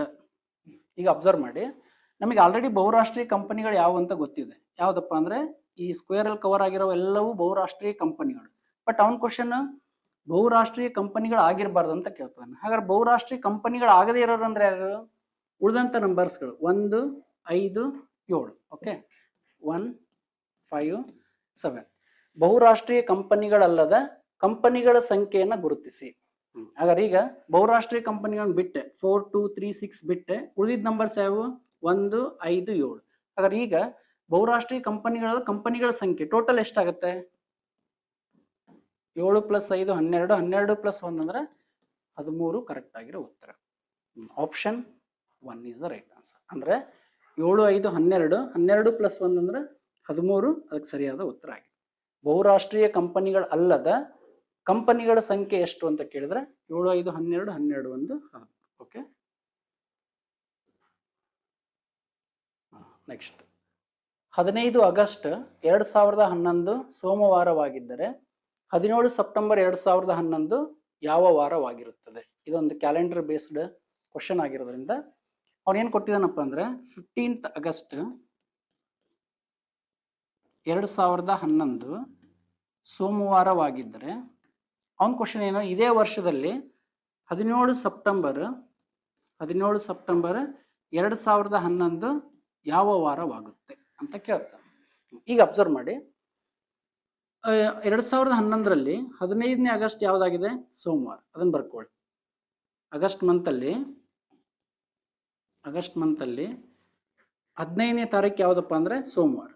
ಆಗ ನೀವು ಹೇಳಿ 15 ಆಗಸ್ಟ್ ಆದಮೇಲೆ ಈ ಆಗಸ್ಟ್ ಮಂತಲ್ಲಿ ರಿಮೈನಿಂಗ್ ಡೇಸ್ ಎಷ್ಟು ಉಳಿತು? ಆಗಸ್ಟಲ್ಲಿ ರಿಮೈನಿಂಗ್ ಟೋಟಲ್ 31 ದಿನ ಇರುತ್ತೆ. 31ರಲ್ಲಿ ಸೋಮವಾರಕ್ಕೆ 15 ದಿನ ಕಳೀತು ಈಗ ಆಗಸ್ಟ್ 15ಕ್ಕೆ. ಇನ್ನು ರಿಮೈನಿಂಗ್ 16 ಡೇಸ್ ಉಳಿತು. ಆಗಸ್ಟ್ ಕಂಪ್ಲೀಟ್ 31 ಡೇಸ್ ಕಂಪ್ಲೀಟ್ ಮಾಡಿಕೊಂಡೆ. ಈ ನೆಕ್ಸ್ಟ್ ಬರೋ ಮಂತ್ ಸೆಪ್ಟೆಂಬರ್ ನಿಮ್ಗೆ ಯಾವ ಡೇಟ್ ಬೇಕು? 17ನೇ ಡೇಟ್ ಬೇಕಾಗಿರೋದು 17 ದಿನ ಮಾತ್ರ ಕೂಡಿಸಿ. ಅಲ್ಲಿಗೆ ಸೋಮವಾರ ಪ್ಲಸ್ 16 ಪ್ಲಸ್ 17 ಅಂದರೆ 16 10 26 ಪ್ಲಸ್ 7 ಅಂದರೆ 33 ಆಗುತ್ತೆ. Divided by 7 ಭಾಗಿಸ್ತೀನಿ. ಯಾಕಪ್ಪ ಅಂದರೆ ನಾನು ನಿಮ್ಗೆ ಆಡ್ ಡೇಸ್ ಬಗ್ಗೆ ಹೇಳಿದ್ದೆ ಹಿಂದಿನ ಕ್ಲಾಸಲ್ಲಿ. ಈ 33 ಡೇಸ್ ಏನಿದಾವಲ್ಲ ಇದರಲ್ಲಿ ಎಲ್ಲ ವಾರಗಳನ್ನ ತೆಗೆದು ಹಾಕಿಬಿಟ್ರೆ ಏನು ಶೇಷ ಉಳಿಯುತ್ತೋ ಅದನ್ನ ಆಡ್ ಡೇಸ್ ಅಂತ ಕರಿತೀವಿ. ಹಾಗಾದ್ರೆ 7 1 7 4 28 ಶೇಷ 5 ಉಳಿಯುತ್ತೆ. ಹಾಗಾದ್ರೆ ಇದನ್ನು ಜಾಯಿನ್ ಮಾಡಿ ಬರೆದಾಗ ಸೋಮವಾರ ಪ್ಲಸ್ 5 ಸೋಮವಾರದ ನಂತರ 5ನೇ ದಿನ. ಹಾಗಾದ್ರೆ ಸೋಮವಾರದ ನಂತರ 5ನೇ ದಿನ ಅಂದರೆ ಸೋಮವಾರ ನಂತರ 1ನೇ ದಿನ ಮಂಗಳವಾರ, ಬುಧವಾರ, ಗುರುವಾರ, ಶುಕ್ರವಾರ, ಶನಿವಾರ. ಹಾಗಾದ್ರೆ ಆನ್ಸರ್ ಯಾವುದಪ್ಪ ಅಂದರೆ ಶನಿವಾರ ನಿಮಗೆ ಸರಿಯಾದ ಉತ್ತರ ಆಗುತ್ತೆ. Option 3 is the right answer. ಅಂದ್ರೆ ಏನಪ್ಪ ಅಂದ್ರೆ ಆಗಸ್ಟ್ 15 ಸೋಮವಾರವಾದ್ರೆ 17 ಸೆಪ್ಟೆಂಬರ್ ಯಾವಾಗ ಆಗುತ್ತೆ ಅಂತ ಕೇಳಿದ್ರೆ ಆಗಸ್ಟ್ 15 ಕೊಟ್ಟಂತ ಸೋಮವಾರವನ್ನ ಮೊದಲು ಬರ್ಕೊಳ್ಬೇಕು. ಪ್ಲಸ್ ಆ ಮಂತಲ್ಲಿ ಇನ್ನು ರಿಮೈನಿಂಗ್ ಡೇಸ್ ಎಷ್ಟು ಉಳಿಯುತ್ತೋ ಅದನ್ನ ಬರ್ಕೊಳ್ಬೇಕು. 16 ದಿನ ಉಳಿತು. ಪ್ಲಸ್ ನೆಕ್ಸ್ಟ್ ಬರೋ ಮಂತಲ್ಲಿ ಯಾವ ಡೇಟ್ ಬೇಕೋ ಅಷ್ಟು ಡೇಸ್ ಅನ್ನ ಕೌಂಟ್ ಮಾಡ್ಬೇಕು. ಸೋಮವಾರ ಪ್ಲಸ್ ಇವೆರಡು ಕೂಡಿದ್ದು ಟೋಟಲ್ 33 ಡೇಸ್ ಆಗುತ್ತೆ. ಸೊ ಡಿವೈಡ್ ಬೈ 7 ಮಾಡಿದ್ರೆ ಶೇಷ 5 ಉಳಿಯುತ್ತೆ. ಅಲ್ಲಿ ಸೋಮವಾರ ಪ್ಲಸ್ 5 ಅಂದ್ರೆ ನಿಮಗೆ ಆನ್ಸರ್ ಶನಿವಾರ ಬರುತ್ತೆ. Okay, next question. ಬಿ ಯು ಎ ಯ ತಂದೆಯಾಗಿದ್ದಾರೆ, ಸಿ ಯು ಬಿ ಯ ತಂದೆಯಾಗಿದ್ದಾರೆ ಮತ್ತು ಡಿ ಯು ಎ ಯ ತಾಯಿ ಆಗಿದ್ದಾರೆ. ಆಗ ಸಿ ಯು ಡಿ ಯೊಂದಿಗೆ ಯಾವ ರೀತಿಯ ಸಂಬಂಧವನ್ನು ಹೊಂದಿದ್ದಾರೆ? ಓಕೆ, ಇದೊಂದು ರಕ್ತ ಸಂಬಂಧಗಳು ಅಥವಾ ಬ್ಲಡ್ ರಿಲೇಷನ್ಸ್ ಅಂತ ಕರಿತಾ ಇದ್ದೀವಿ. ಆ ಚಾಪ್ಟರ್ ಮೇಲೆ ಇರುವಂತ ಒಂದು ಕ್ವಶನ್ ಆಗಿದೆ. ಸೊ ಇಲ್ಲಿ ಏನ್ ಹೇಳ್ತಿದ್ದಾನಪ್ಪ ಅಂದ್ರೆ ಬಿ ಯು ಎ ಯ ತಂದೆ ಆಗಿದ್ದಾರೆ ಅಂದ್ರೆ ಬಿ ಯು ತಂದೆಯವರು. ಯಾರ ತಂದೆ ಅಂದ್ರೆ ಎ ಯ ತಂದೆ. ಆಗ ನಾನು ಕುಟುಂಬ ನಕ್ಷೆಯನ್ನು ಹಾಕ್ಬೇಕಾದ್ರೆ ಅಥವಾ ಫ್ಯಾಮಿಲಿ ಟ್ರೀಯನ್ನು ಹಾಕ್ಬೇಕಾದ್ರೆ ಬಿ ಯು ತಂದೆ ಅಂದ್ರೆ ಒಂದು ಜನರೇಷನ್ ಮೇಲ್ಗಡೆ ಇರ್ತಾರೆ. ಯಾರಿಗಿಂತ ಅಂದ್ರೆ ಎಗಿಂತ. ಓಕೆ, ಒಂದು ಜನರೇಷನ್ ಗ್ಯಾಪನ್ನು ಈ ರೀತಿ ತೋರಿಸ್ತೀನಿ. ಯಾರಾದ್ರೂ ಪುರುಷ ವ್ಯಕ್ತಿ ಬಂದ್ರೆ ಪ್ಲಸ್ ಇಂದ ಇಂಡಿಕೇಟ್ ಮಾಡ್ತೀನಿ, ಯಾವ್ದಾದ್ರು ಮಹಿಳೆ ಬಂದ್ರೆ ಮೈನಸ್ ಇಂದ ತೋರಿಸ್ತೀನಿ. ಹಾಗಾದ್ರೆ ಈಗ ಏನ್ ಹೇಳ್ತೇನಪ್ಪ ಅಂದ್ರೆ ಬಿ ಯು ಎ ಯ ತಂದೆ. ಹಾಗಾದ್ರೆ ಬಿ ಯು ತಂದೆಯವರು. ಯಾರ ತಂದೆ? ಎ ಯ ತಂದೆ ಅಂತ ಹೇಳ್ತಾರೆ. ಓಕೆ, ಬಟ್ ಎ ಅನ್ನೋರು ಬಿಗೆ ಏನಾಗ್ಬೇಕಂತ ಕೇಳಿದ್ರೆ ಅವರ ಮಗನೇ ಇರ್ಬೋದು, ಮಗಳೇ ಇರ್ಬೋದು, ಅಲ್ಲಿ ಜೆಂಡರ್ ಕನ್ಫರ್ಮೇಶನ್ ಇಲ್ಲ. ಬಟ್ ಬಿ ಮಾತ್ರ ಎಗೆ ತಂದೆ. ಇದು ಫಸ್ಟ್ ಪಾಯಿಂಟ್. ಸಿ ಯು ಬಿ ಯ ತಂದೆ ಆಗಿದ್ದಾರೆ. ಸಿ ಅನ್ನೋರು ಈ ಬಿ ಯ ತಂದೆ ಅಂತ. ಹಾಗಾದ್ರೆ ಬಿ ಯ ತಂದೆಯವರು ಒಂದು ಜನರೇಷನ್ ಮೇಲ್ಗಡೆ ಇರ್ತಾರೆ. ಯಾರವರು? ಸಿ ಯು ಬಿ ಯ ತಂದೆ. ತಂದೆ ಅಂದ್ರೆ ಪ್ಲಸ್. Okay, next. ಮತ್ತು ಡಿ ಯು ಎ ಯ ತಾಯಿ ಆಗಿದ್ದಾಳೆ. ಡಿ ಅನ್ನೋರು ಎಗೆ ತಾಯಿ ಆಗ್ಬೇಕಂತೆ. ಹಾಗಾದ್ರೆ ಈಗ ಹೇಳ್ರಿ ಎ ಯ ತಂದೆಯಲ್ಲಿ ಬಿ ಅದಾನಂದ್ರೆ ಹಾಗಾದ್ರೆ ಡಿ ಯು ಎ ಯ ತಾಯಿ ಆಗ್ಬೇಕಾದ್ರೆ ಬಿ ಮತ್ತು ಡಿ ದಂಪತಿಗಳಾಗಿರ್ತಾರೆ. ಹಾಗಾದ್ರೆ ಡಿ ಯು ಎ ಯ ತಾಯಿ ಅಂದ್ರೆ ಮೈನಸ್. ಆಬ್ವಿಯಸ್ಲಿ ಇವರಿಬ್ರು ಗಂಡ ಹೆಂಡತಿಯರಾಗಿರ್ತಾರೆ ಅಥವಾ ದಂಪತಿಗಳಾಗಿರ್ತಾರೆ. ಇವರ ಮಗನೇ ಎ ಆಗಿರ್ತಾರೆ, ಮಗನೋ ಅಥವಾ ಮಗಳು ಎ ಆಗಿರ್ತಾರೆ. ಡಿ ಯು ಎ ಯ ತಾಯಿ ಆಗಿದ್ದಾಳೆ. ಹಾಗಾದ್ರೆ ಸಿ ಯು ಡಿ ಯೊಂದಿಗೆ ಯಾವ ರೀತಿಯ ಸಂಬಂಧ ಹೊಂದಿದ್ದಾರೆ? ಈ ಸಿ ಅನ್ನೋರು ಈ ಡಿಗೆ ಏನಾಗಬೇಕು ಅಥವಾ how is C related to D ಅಂತ ಕೇಳ್ತಾ ಇದ್ದಾರೆ. ಹಾಗಾದ್ರೆ ಈ ಮಹಿಳೆ ಅವರ ಗಂಡ ಬಿ, ಆ ಗಂಡನ ತಂದೆ ಅಂದ್ರೆ ಈ ಸಿ ಅನ್ನೋರು ಡಿಗೆ ಏನಾಗ್ತಾರಪ್ಪ ಅಂದ್ರೆ ಅವರಿಗೆ ಮಾವ ಆಗಿರ್ತಾರೆ. ಮಾವ ಅಂದ್ರೆ option 1 is the right answer. ಹಾಗಾದ್ರೆ ಸಿ ಯು ಡಿಗೆ ಏನಾಗ್ಬೇಕಂತ ಕೇಳಿದ್ರೆ ಮಾವ ಆಗಿರ್ತಾರೆ. ಯಾಕಪ್ಪ ಅಂದ್ರೆ ಈ ಮಹಿಳೆಯ ಗಂಡನ ತಂದೆ ಏನಾಗ್ಲಿಕ್ಕೆ ಸಾಧ್ಯ ಅವರಿಗೆ ಅಂದ್ರೆ ಮಾವ ಆಗಿರ್ತಾರೆ. ಅದೇ ಡಿ ಅನ್ನೋರು ಸಿಗೆ ಏನಾಗ್ತಾರೆ ಅಂತ ಕೇಳಿದ್ರೆ ಅವ ಸೊಸೆ ಆಗ್ತಾರೆ. ಈ ಡಿ ಅನ್ನೋರು ಸಿಗೆ ಏನಾಗ್ತಾರೆ ಅಂದ್ರೆ ಸೊಸೆ ಆಗ್ತಾರೆ. Okay, next question. ಒಂದು ರೈಲು ಗಂಟೆಗೆ 72.6 ಕಿಲೋಮೀಟರ್ ಪರ್ ಅವರ್ನಲ್ಲಿ ಚಲಿಸ್ತಾ ಇದೆ. ಹಾಗಾದ್ರೆ ಅದು 30 ನಿಮಿಷಗಳಲ್ಲಿ ಎಷ್ಟು ದೂರ ಕ್ರಮಿಸಿರುತ್ತದೆ ಅಥವಾ ಮೀಟರ್ಗಳಲ್ಲಿ ಎಷ್ಟು ದೂರವನ್ನ ಕ್ರಮಿಸಿರುತ್ತೆ ಅಂತ ಕೇಳ್ತದೆ. ಹಾಗಾದ್ರೆ ಈಗ ಹೇಳಿ, ನಾನು ನಿಮ್ಗೆ ಹೇಳ್ತಾ ಇರ್ತೀನಿ, ಡೆಫಿನಿಷನ್ ಹೇಳ್ತಾ ಇದೆ ಏನಂದ್ರೆ 72.6 ಕಿಲೋಮೀಟರ್ ಪರ್ ಅವರ್. ಇದರ ಅರ್ಥ ಏನಪ್ಪಾ ಅಂದ್ರೆ ಒಂದು ರೈಲಿನ ಸ್ಪೀಡ್ ಹೆಂಗೈತೆ ಅಂದ್ರೆ ಪರ್ ಅವರ್ ಅಂದ್ರೆ ಒಂದು ತಾಸಿಗೆ 72.6 ಕಿಲೋಮೀಟರ್ ಅಂತ ಹೇಳ್ತೀವಿ. ಅಂದ್ರೆ 72.6 ಕಿಲೋಮೀಟರ್ ಅಷ್ಟು ಒಂದು ತಾಸಿನಲ್ಲಿ ಕ್ರಮಿಸ್ತಾ ಇದೆ. ಹಾಗಾದ್ರೆ ಅವನ ಕ್ವಶನ್ ಏನು, 30 ನಿಮಿಷಕ್ಕೆ ಎಷ್ಟು ಹೋಗುತ್ತೆ ಅಂತ. ಹಾಗಾದ್ರೆ ನೀವ್ ಹೇಳಿ, 1 ಅವರ್ ಪರ್ ಅವರ್ ಅಂದ್ರೆ 1 ಅವರ್, 1 ಅವರ್ಗೆ ಎಷ್ಟು ನಿಮಿಷ, 60 ನಿಮಿಷ.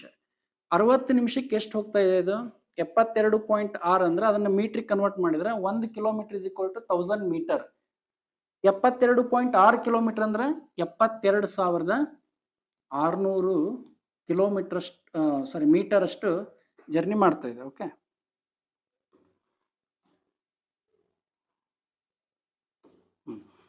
ಅರವತ್ತು ನಿಮಿಷಕ್ಕೆ 72,600 ಮೀಟರ್ ಅಷ್ಟು ಜರ್ನಿ ಮಾಡಿದ್ರೆ ಅವ್ನ ಕ್ವಶನ್ ಬಹಳ ಸಿಂಪಲ್ ಇದೆ. 30 ನಿಮಿಷಕ್ಕೆ ಎಷ್ಟು ಜರ್ನಿ ಮಾಡಿರುತ್ತಪ್ಪ ಅಂದ್ರೆ, 30 ನಿಮಿಷಕ್ಕೆ ಅಂದ್ರೆ ಅರ್ಧ ಗಂಟೆಗೆ ಎಷ್ಟು ಜರ್ನಿ ಮಾಡಿರುತ್ತೆ ಅಂದ್ರೆ 60 ಡಿವೈಡೆಡ್ ಬೈ 2 ಐತಿ.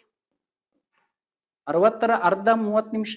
ಮತ್ ನಾವು ಕೂಡ ಇಲ್ಲಿ 72,000 ಅರ್ಧ ಮಾಡ್ಬಿಟ್ರೆ ನಿಮ್ಗೆ ಏನ್ ಆನ್ಸರ್ ಬರುತ್ತಪ್ಪ ಅಂದ್ರೆ 36,300 ಮೀಟರ್ ಏನ್ ಬರುತ್ತೋ ಅದು ಆ ರೈಲಿನ ಸ್ಪೀಡ್ ಆಗಿರುತ್ತೆ. ಹಾಗಾದ್ರೆ 1 ಅವರಿಗೆ 72,600 ಮೀಟರ್ ಆದ್ರೆ 30 ನಿಮಿಷಕ್ಕೆ 36,300 ಮೀಟರ್ಗಳಷ್ಟು ಆ ರೈಲು ಸ್ಪೀಡ್ ಅನ್ನು ಹೊಂದಿರುತ್ತೆ ಅಂತ. ಓಕೆ, ನೆನ್ಪಿಟ್ಕೊಳ್ಳಿ, ಕಿಲೋಮೀಟರ್ ಪರ್ ಅವರ್ ಅಂದ್ರೆ ಒನ್ ಅವರಿಗೆ ಇಷ್ಟು ಜರ್ನಿ ಆದ್ರೆ 30 ಮಿನಿಟ್ಸ್ಗೆ ಎಷ್ಟಪ್ಪ ಅಂದ್ರೆ 36,300 ಮೀಟರ್. ಯಾವ್ದಾಗುತ್ತಪ್ಪ ಅಂದ್ರೆ option D is the right answer ಅಥವಾ option 4 is the right answer. Next question, ಅನುಕ್ರಮವು 1, 3, 5, 7, 9 ಡ್ಯಾಶ್ ಇದೆ. ಈ ತರ ಇದೆ, ಕಂಟಿನ್ಯೂಟಿ ಇದೆ ಇದು. ಹಾಗಾದ್ರೆ ಈ ಅನುಕ್ರಮವು ಅಥವಾ ಈ ಸಿರೀಸ್ ಡ್ಯಾಶ್ ಅಂತ ಕೇಳ್ತದೆ. ಅಂದ್ರೆ ಈ ಸಿರೀಸ್ ಎಂತ ಶ್ರೇಣಿ ಅಥವಾ ಎಂತ ಸರಣಿ ಅಂತ ಕೇಳ್ತದೆ. ಫಸ್ಟ್ ಆಪ್ಷನ್ ಹರಾತ್ಮಕ ಅನುಕ್ರಮ ಅಥವಾ ಹಾರ್ಮೋನಿಕ್ ಪ್ರೋಗ್ರೆಷನ್ ಅಂತ ಕರೀತಾರೆ. ಯಾವುದು ಅಲ್ಲ ಅಂತ ಹೇಳ್ತಾನೆ. ಮೂರನೇದು ಅಂಕಗಣಿತದ ಅನುಕ್ರಮ ಅಥವಾ ಅರ್ಥಮೆಟಿಕ್ ಪ್ರೋಗ್ರೆಷನ್ ಅಂತ ಕರೀತಾರೆ. ಇನ್ನೊಂದು ಜಾಮಿತಿ ಅನುಕ್ರಮ ಅಂದ್ರೆ ನಿಮ್ಗೆ ಅಂಕಗಣಿತ ಅರ್ಥಮೆಟಿಕ್. ನೆಕ್ಸ್ಟ್ ಇದೊಂದು ಹಾರ್ಮೋನಿಕ್ ಆಗುತ್ತೆ. ಇನ್ನೊಂದು ಯಾವ್ದಪ್ಪ ಅಂದ್ರೆ ಜಾಮೆಟ್ರಿಕ್ ಪ್ರೋಗ್ರೆಷನ್ ಅಂತ ಬರುತ್ತೆ. ಜಾಮೆಟ್ರಿಕ್ ಪ್ರೋಗ್ರೆಷನ್ ಅಂತ ನಮಗೆ ಪ್ರೋಗ್ರೆಷನ್ ಅಂದ್ರೆ ಶ್ರೇಣಿ ಅಂತ ಬರುತ್ತೆ ಅಥವಾ ಶ್ರೇಣಿ ಅಂತ ಬರುತ್ತೆ. ಶ್ರೇಣಿಗಳಲ್ಲಿ 3 ಟೈಪ್ ಇದೆ. ಒಂದು ಅರ್ಥಮೆಟಿಕ್ ಪ್ರೋಗ್ರೆಷನ್ ಅಂತ, ಎರಡನೇದು ಜಾಮೆಟ್ರಿಕ್ ಪ್ರೋಗ್ರೆಷನ್ ಅಂತ, ಇನ್ನೊಂದು ಹಾರ್ಮೋನಿಕ್ ಪ್ರೋಗ್ರೆಷನ್ ಅಂತ. ಹಾಗಾದ್ರೆ ಈ ಸಿರೀಸ್ ಯಾವ ಸಿರೀಸ್ ಆಗೈತೆ ಅಂತ ಕ್ವಶನ್ ಕೇಳ್ತಾರೆ. ಹಾಗಾದ್ರೆ ಏನ್ ಹೇಳುತ್ತಪ್ಪ ಅಂದ್ರೆ ಇಲ್ಲಿ ಡಿಫ್ರೆನ್ಸ್ ನೋಡ್ಬೇಕು. 1 ಇದ್ದಿದ್ದು 3 ಆಗಿದೆ ಅಂದ್ರೆ 2 ಆಗಿದೆ, ಡಿಫ್ರೆನ್ಸ್ 2 ಇದೆ. 3 ಇದ್ದಿದ್ದು 5 ಅಂದ್ರೆ 2 ಡಿಫ್ರೆನ್ಸ್ ಇದೆ. ನೆಕ್ಸ್ಟ್ 5 ಇದ್ದಿದ್ದು 7 ಅಂದ್ರೆ 2 ಡಿಫ್ರೆನ್ಸ್ ಇದೆ. 7 ಇದ್ದಿದ್ದು 9 ಅಂದ್ರೆ 2 ಡಿಫ್ರೆನ್ಸ್ ಇದೆ. ಹಾಗಾದ್ರೆ ಯಾವ ಸರಣಿಯಲ್ಲಿ 2 ಸಂಖ್ಯೆಗಳ ನಡುವಿನ ವ್ಯತ್ಯಾಸ ಅಂದ್ರೆ ಡಿಫ್ರೆನ್ಸ್ ಸೇಮ್ ಇರುತ್ತೋ ಅಥವಾ ಸ್ಥಿರವಾಗಿರುತ್ತೋ ಇಂತಹ ಸರಣಿಗೆ ನಾವೇನಂತ ಕರಿತೀವಿ ಅಂದ್ರೆ ಅಂಕಗಣಿತದ ಅನುಕ್ರಮ ಅಂತ ಕರಿತೀವಿ ಅಥವಾ ಅರ್ಥಮೆಟಿಕ್ ಪ್ರೋಗ್ರೆಷನ್ ಅಂತ ಕರಿತೀವಿ. Arithmetic progression.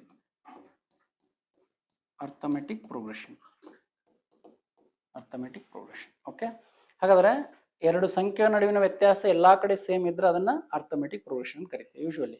ಹಾಗಾದ್ರೆ 2 ಸಂಖ್ಯೆಗಳ ನಡುವಿನ ರೇಷಿಯೋ ಸೇಮ್ ಇತ್ತಪ್ಪ ಅಂದ್ರೆ ಅದನ್ನ ಯೂಶುವಲಿ ಜಾಮೆಟ್ರಿಕ್ ಪ್ರೋಗ್ರೆಷನ್ ಅಂತ ಕರಿತೀವಿ. ಓಕೆ, ಹಾಗಾದ್ರೆ ಈ ಕೊಟ್ಟಿರುವಂತ ಸಿರೀಸ್ ಯಾವ್ದಪ್ಪ ಅಂದ್ರೆ ನಿಮ್ಗೆ ಏನಾಗುತ್ತೆ ಅಂದ್ರೆ ಅಂಕಗಣಿತದ ಅನುಕ್ರಮ ಅಥವಾ ಅರ್ಥಮೆಟಿಕ್ ಪ್ರೋಗ್ರೆಷನ್ ಅಂತ ಕರಿತೀವಿ.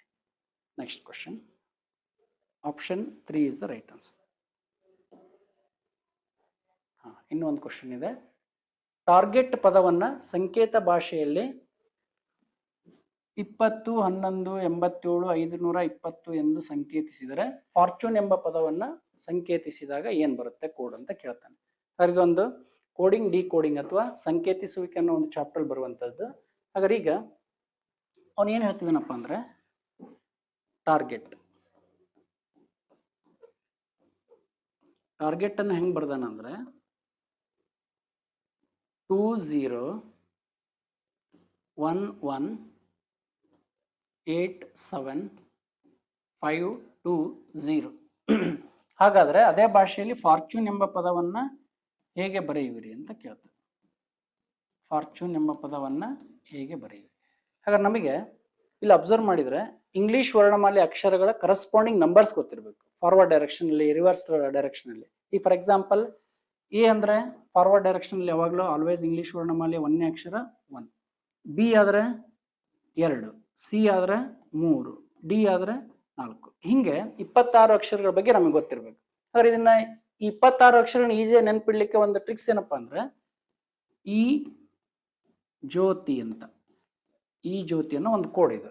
ಇ ಅಂದ್ರೆ ಏನಪ್ಪಾ ಅಂದ್ರೆ ನಂಬರ್ 5, ಜೆ ಅಂದ್ರೆ 10, ಓ ಅಂದ್ರೆ 15, ಟಿ ಅಂದ್ರೆ 20, ವಾಯ್ ಅಂದ್ರೆ 25. ಓಕೆ, ಈ 5 ಅಕ್ಷರಗಳನ್ನ ಬೇಸ್ ಆಗಿ ಇಟ್ಕೊಂಡು ಈಗ ನಾವು ಇದನ್ನ ಕೋಡಿಂಗ್ ಮಾಡ್ತಾ ಬರೋಣ. ಹಾಗಾದ್ರೆ ಟಿ ಅಂದ್ರೆ ಏನ್ ಹೇಳ್ತೇನೆ ನಾನು, T20 ನೋಡಿ, T20. ಓಕೆ, ನೆಕ್ಸ್ಟ್ ಎ ಅಂದ್ರೆ ಅಲ್ಫಾಬೆಟಿಕಲ್ ನಂಬರ್ 1, ಎದ್ದು 1 ಇದೆ. ನೆಕ್ಸ್ಟ್ ಆರ್ ಅಂದ್ರೆ 18 ನೋಡಿ, 18, ಆರ್ ಅಂದ್ರೆ 18. ಯಾಕಂದ್ರೆ ಇಲ್ಲಿ ಅಬ್ಸರ್ವ್ ಮಾಡಿ, ಓ 15 ಆದ್ಮೇಲೆ ನಿಮಗೆ ಪಿ 16 ಆಗಿರುತ್ತೆ, ಕ್ಯೂ 17 ಆಗಿರುತ್ತೆ, ಆರ್ 18 ಆಗಿರುತ್ತೆ. ಹಾಗಾದ್ರೆ ಆರ್ 18, ಜಿ 7, ಇ ಅಂದ್ರೆ 5, ಮತ್ತೆ ಟಿ ಅಂದ್ರೆ 20, T20. ಓಕೆ, ಹಾಗಾದ್ರೆ ಅದೇ ರೀತಿ ಫಾರ್ಚೂನ್ ಎಂಬ ಪದವನ್ನು ನೀವು ಹೇಗೆ ಬರೆಯಿರಿ ಅಂತ. ಹಾಗಾದ್ರೆ ಎಫ್ ಅಂದ್ರೆ 6, ಯಾಕಂದ್ರೆ ಈ 5 ಆದ್ಮೇಲೆ ಎಫ್ 6 ಇರುತ್ತೆ. ಓ ಅಂದ್ರೆ 15, ಆರ್ ಅಂದ್ರೆ 18, ಆರ್ ಅಂದ್ರೆ 18, ಟಿ ಅಂದ್ರೆ T20, ಯು ಅಂದ್ರೆ 21, ಯಾಕಂದ್ರೆ T U next letter. N ಅಂದ್ರೆ 14, ಎನ್ ಅಂದ್ರೆ 14, ಯಾಕಂದ್ರೆ ಓದ್ ಹಿಂದಿನ ಅಕ್ಷರ ಎನ್, 15 ಇದ್ರೆ ಅದ್ರ ಬ್ಯಾಕ್ 14. ಇ ಅಂದ್ರೆ 5. ಸರಿ, ಇಂಥ ಆಪ್ಷನ್ ಯಾವ್ದಾಗುತ್ತೋ ಅದನ್ನ ಹುಡುಕ್ಬೇಕು.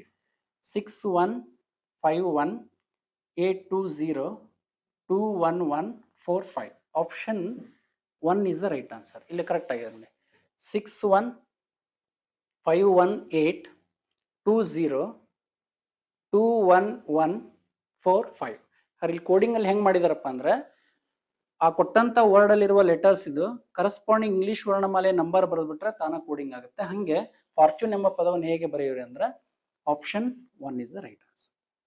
ಸೊ ಇಲ್ಲಿವರೆಗೂ ಕೂಡ 15 ಕ್ವಶನ್ಗಳನ್ನು ನಾನು ಏನು ಮಾಡಿದ್ನಪ್ಪ ಅಂದ್ರೆ ದಿನಾಂಕ 2/8/2026 ನಡೆದಂಥ ಪೊಲೀಸ್ ಕಾನ್ಸ್ಟೇಬಲ್ ಹುದ್ದೆಯ HK ವಿಭಾಗದ 596 ಪೋಸ್ಟ್ಗಳಿಗೆ ನಡೆದಂಥ ಒಂದು ಮಾನಸಿಕ ಸಾಮರ್ಥ್ಯ ಪ್ರಶ್ನೆಗಳ ವಿಶ್ಲೇಷಣೆ ನಾನು ಇಲ್ಲಿವರೆಗೂ ಮಾಡಿಕೊಟ್ಟಿದ್ದೀನಿ. ಸೊ ಇದನ್ನ ಅನಾಲಿಸಿಸ್ ಮಾಡಿ ನೋಡಿದಾಗ, ಸೊ ಈ ಕ್ವಶನ್ಸ್ಗಳನ್ನ ನೋಡಿದಾಗ ಅಪ್ಕಮಿಂಗ್ ಎಕ್ಸಾಮಿಗೆ ನೀವು ಯಾವ ಚಾಪ್ಟರ್ಗಳು ಕಾನ್ಸಂಟ್ರೇಟ್ ಮಾಡ್ಬೋದು, ಅಥವಾ ಯಾವ ಚಾಪ್ಟರ್ಲಿ ನಾವು ವೀಕ್ನೆಸ್ ಇದ್ದೀವಿ ಅಥವಾ ಯಾವುದ್ರಲ್ಲಿ ಸ್ಟ್ರಾಂಗ್ ಇದ್ದೀವಿ, ಇದನ್ನೆಲ್ಲ ಅನಾಲಿಸಿಸ್ ಮಾಡಿ ನೀವೇನು ಮಾಡಬೇಕಾಗತ್ತೆ, ಇನ್ನು ಹೆಚ್ಚೆಚ್ಚು ಪ್ರಾಕ್ಟೀಸ್ ಮಾಡಬೇಕಾಗಿರೋದ್ರಿಂದ ಸೊ ಇವನ್ನ ಬೇಸಾಗಿ ತಗೊಳ್ಳಿ ಕ್ವಶನ್ಸ್ಗಳನ್ನು. ಮುಂದೆ ಅಪ್ಕಮಿಂಗ್ ಎಕ್ಸಾಮ್ಗಳು ಯಾವ ಥರ ಬರ್ತಾ ಇದೆ ಅನ್ನೋದಕ್ಕೆ ಇವು 15 HK ವಿಭಾಗದಲ್ಲೂ 15 ಕ್ವಶನ್ ಕೇಳಿದ್ದಾರೆ, ನಾನ್ HK ವಿಭಾಗದಲ್ಲೂ 15 ಕ್ವಶನ್ ಕೇಳಿದ್ದಾರೆ. ಹಂಗಂತೇಳಿ ಏನು ಪ್ರೆಡಿಕ್ಷನ್ ಮಾಡ್ಲಿಕ್ಕೆ ಆಗಲ್ಲ. ಸೊ ಯಾವುದೇ ರೀತಿ ಕೇಳಿದ್ರು ಕೂಡ 10 ಕ್ವಶನ್ ಕೇಳಿದ್ರು ಕೂಡ ನಾವು ರೆಡಿ ಇರಬೇಕು, 20 ಕ್ವಶನ್ ಕೇಳಿದ್ರು ಕೂಡ ರೆಡಿ ಇರಬೇಕು. ಸೊ ಅದಕ್ಕೆ ನಾವು ಪ್ರಾಕ್ಟೀಸ್ ಮೇಕ್ಸ್ ಮ್ಯಾನ್ ಪರ್ಫೆಕ್ಟ್ ಅಂತ ಹೇಳ್ತೀವಿ. ಇವತ್ತು ಒಂದೇ ದಿನಕ್ಕೆ ನಾನು ಎಲ್ಲ ರೆಡಿ ಆಗ್ಲಿಕ್ಕೆ ಆಗಲ್ಲ. ಸೊ ಡೈಲಿ ಒಂದು 5 ಕ್ವಶನ್ಸ್ಗಳನ್ನಾದ್ರೂ ಹೊಸ ಬಿಡಿಸ್ತಾ ಹೋಗ್ಬೇಕು. ಡೈಲಿ ಎಲ್ಲಾ ಚಾಪ್ಟರ್ಗಳನ್ನ ಕವರ್ ಮಾಡ್ಬೇಕು. ಇಂಥ ಚಾಪ್ಟರ್ ಕೇಳ್ತಾನೆ ಅಂತ ಹೇಳಿಕ್ ಬರಲ್ಲ. So over all exam analysis ಮಾಡಿ ನೋಡಿದಾಗ ಎಲ್ಲಾ ಟಾಪಿಕ್ಗಳು ಮೋಸ್ಟ್ ಫ್ರೀಕ್ವೆಂಟ್ಲಿ ಕೇಳ್ತಕ್ಕಂಥ ಎಲ್ಲಾ ಟಾಪಿಕ್ಗಳನ್ನ ನೀವೇನ್ ಮಾಡ್ಬೇಕಂದ್ರೆ ಪ್ರತಿದಿನನೂ ಪ್ರಾಕ್ಟೀಸ್ ಮಾಡೋದ್ರಿಂದ ಮೆಂಟಲ್ ಎಬಿಲಿಟಿ ಕ್ವಶನ್ಸ್ ಅನ್ನ ಈಸಿಯಾಗಿ ಸಾಲ್ವ್ ಮಾಡ್ಬೋದು. ಆಮೇಲೆ ಯಾವುದೇ ಒಂದು ಕ್ವಶನ್ ಫಸ್ಟ್ಗೆ 2 ಮಿನಿಟ್ಸ್ ತಗೊಂಡ್ರೆ ನೆಕ್ಸ್ಟ್ ಟೈಮ್ ಮಾಡಿದಾಗ ಅದು ಕಡಿಮೆ ಟೈಮ್ ಅನ್ನ ತಗೊಳುತ್ತೆ. ಹಂಗೆ ನೀವು ಪ್ರಾಕ್ಟೀಸ್ ಮಾಡ್ಕೊಂತ ಹೋದಂಗೆ ಎಕ್ಸಾಮ್ ಅಲ್ಲಿ ಟೈಮ್ ಮ್ಯಾನೇಜ್ಮೆಂಟ್ ಕೂಡ ಇಂಪಾರ್ಟೆಂಟ್ ಇರೋದ್ರಿಂದ ಸೊ ಎಲ್ಲಾ ವಿದ್ಯಾರ್ಥಿಗಳು ಈ ಕ್ವಶನ್ಸ್ಗಳನ್ನ ತುಂಬಾ ಸರಳ ರೀತಿಯಲ್ಲಿ ಆನ್ಸರ್ ಮಾಡಂಗೆ ನೀವು ಪ್ರಿಪೇರ್ ಇರ್ಬೇಕಂತ ಹೇಳ್ತಾ, ಸೊ ಮತ್ತೆ ಮುಂದಿನ ಒಂದು ಪ್ರಶ್ನೆ ಪತ್ರಿಕೆಯಲ್ಲಿ ಮತ್ತೆ ಭೇಟಿ ಆಗ್ತೀನಿ. ಎಲ್ಲರಿಗೂ ಕೂಡ all the very best. So ನಮ್ಮ ವಿಡಿಯೋನ ವಾಚ್ ಮಾಡಿ, ಶೇರ್ ಮಾಡಿ, ಲೈಕ್ ಮಾಡಿ ಅಂತ ಹೇಳ್ತೀನಿ. Thank you one and all. Okay.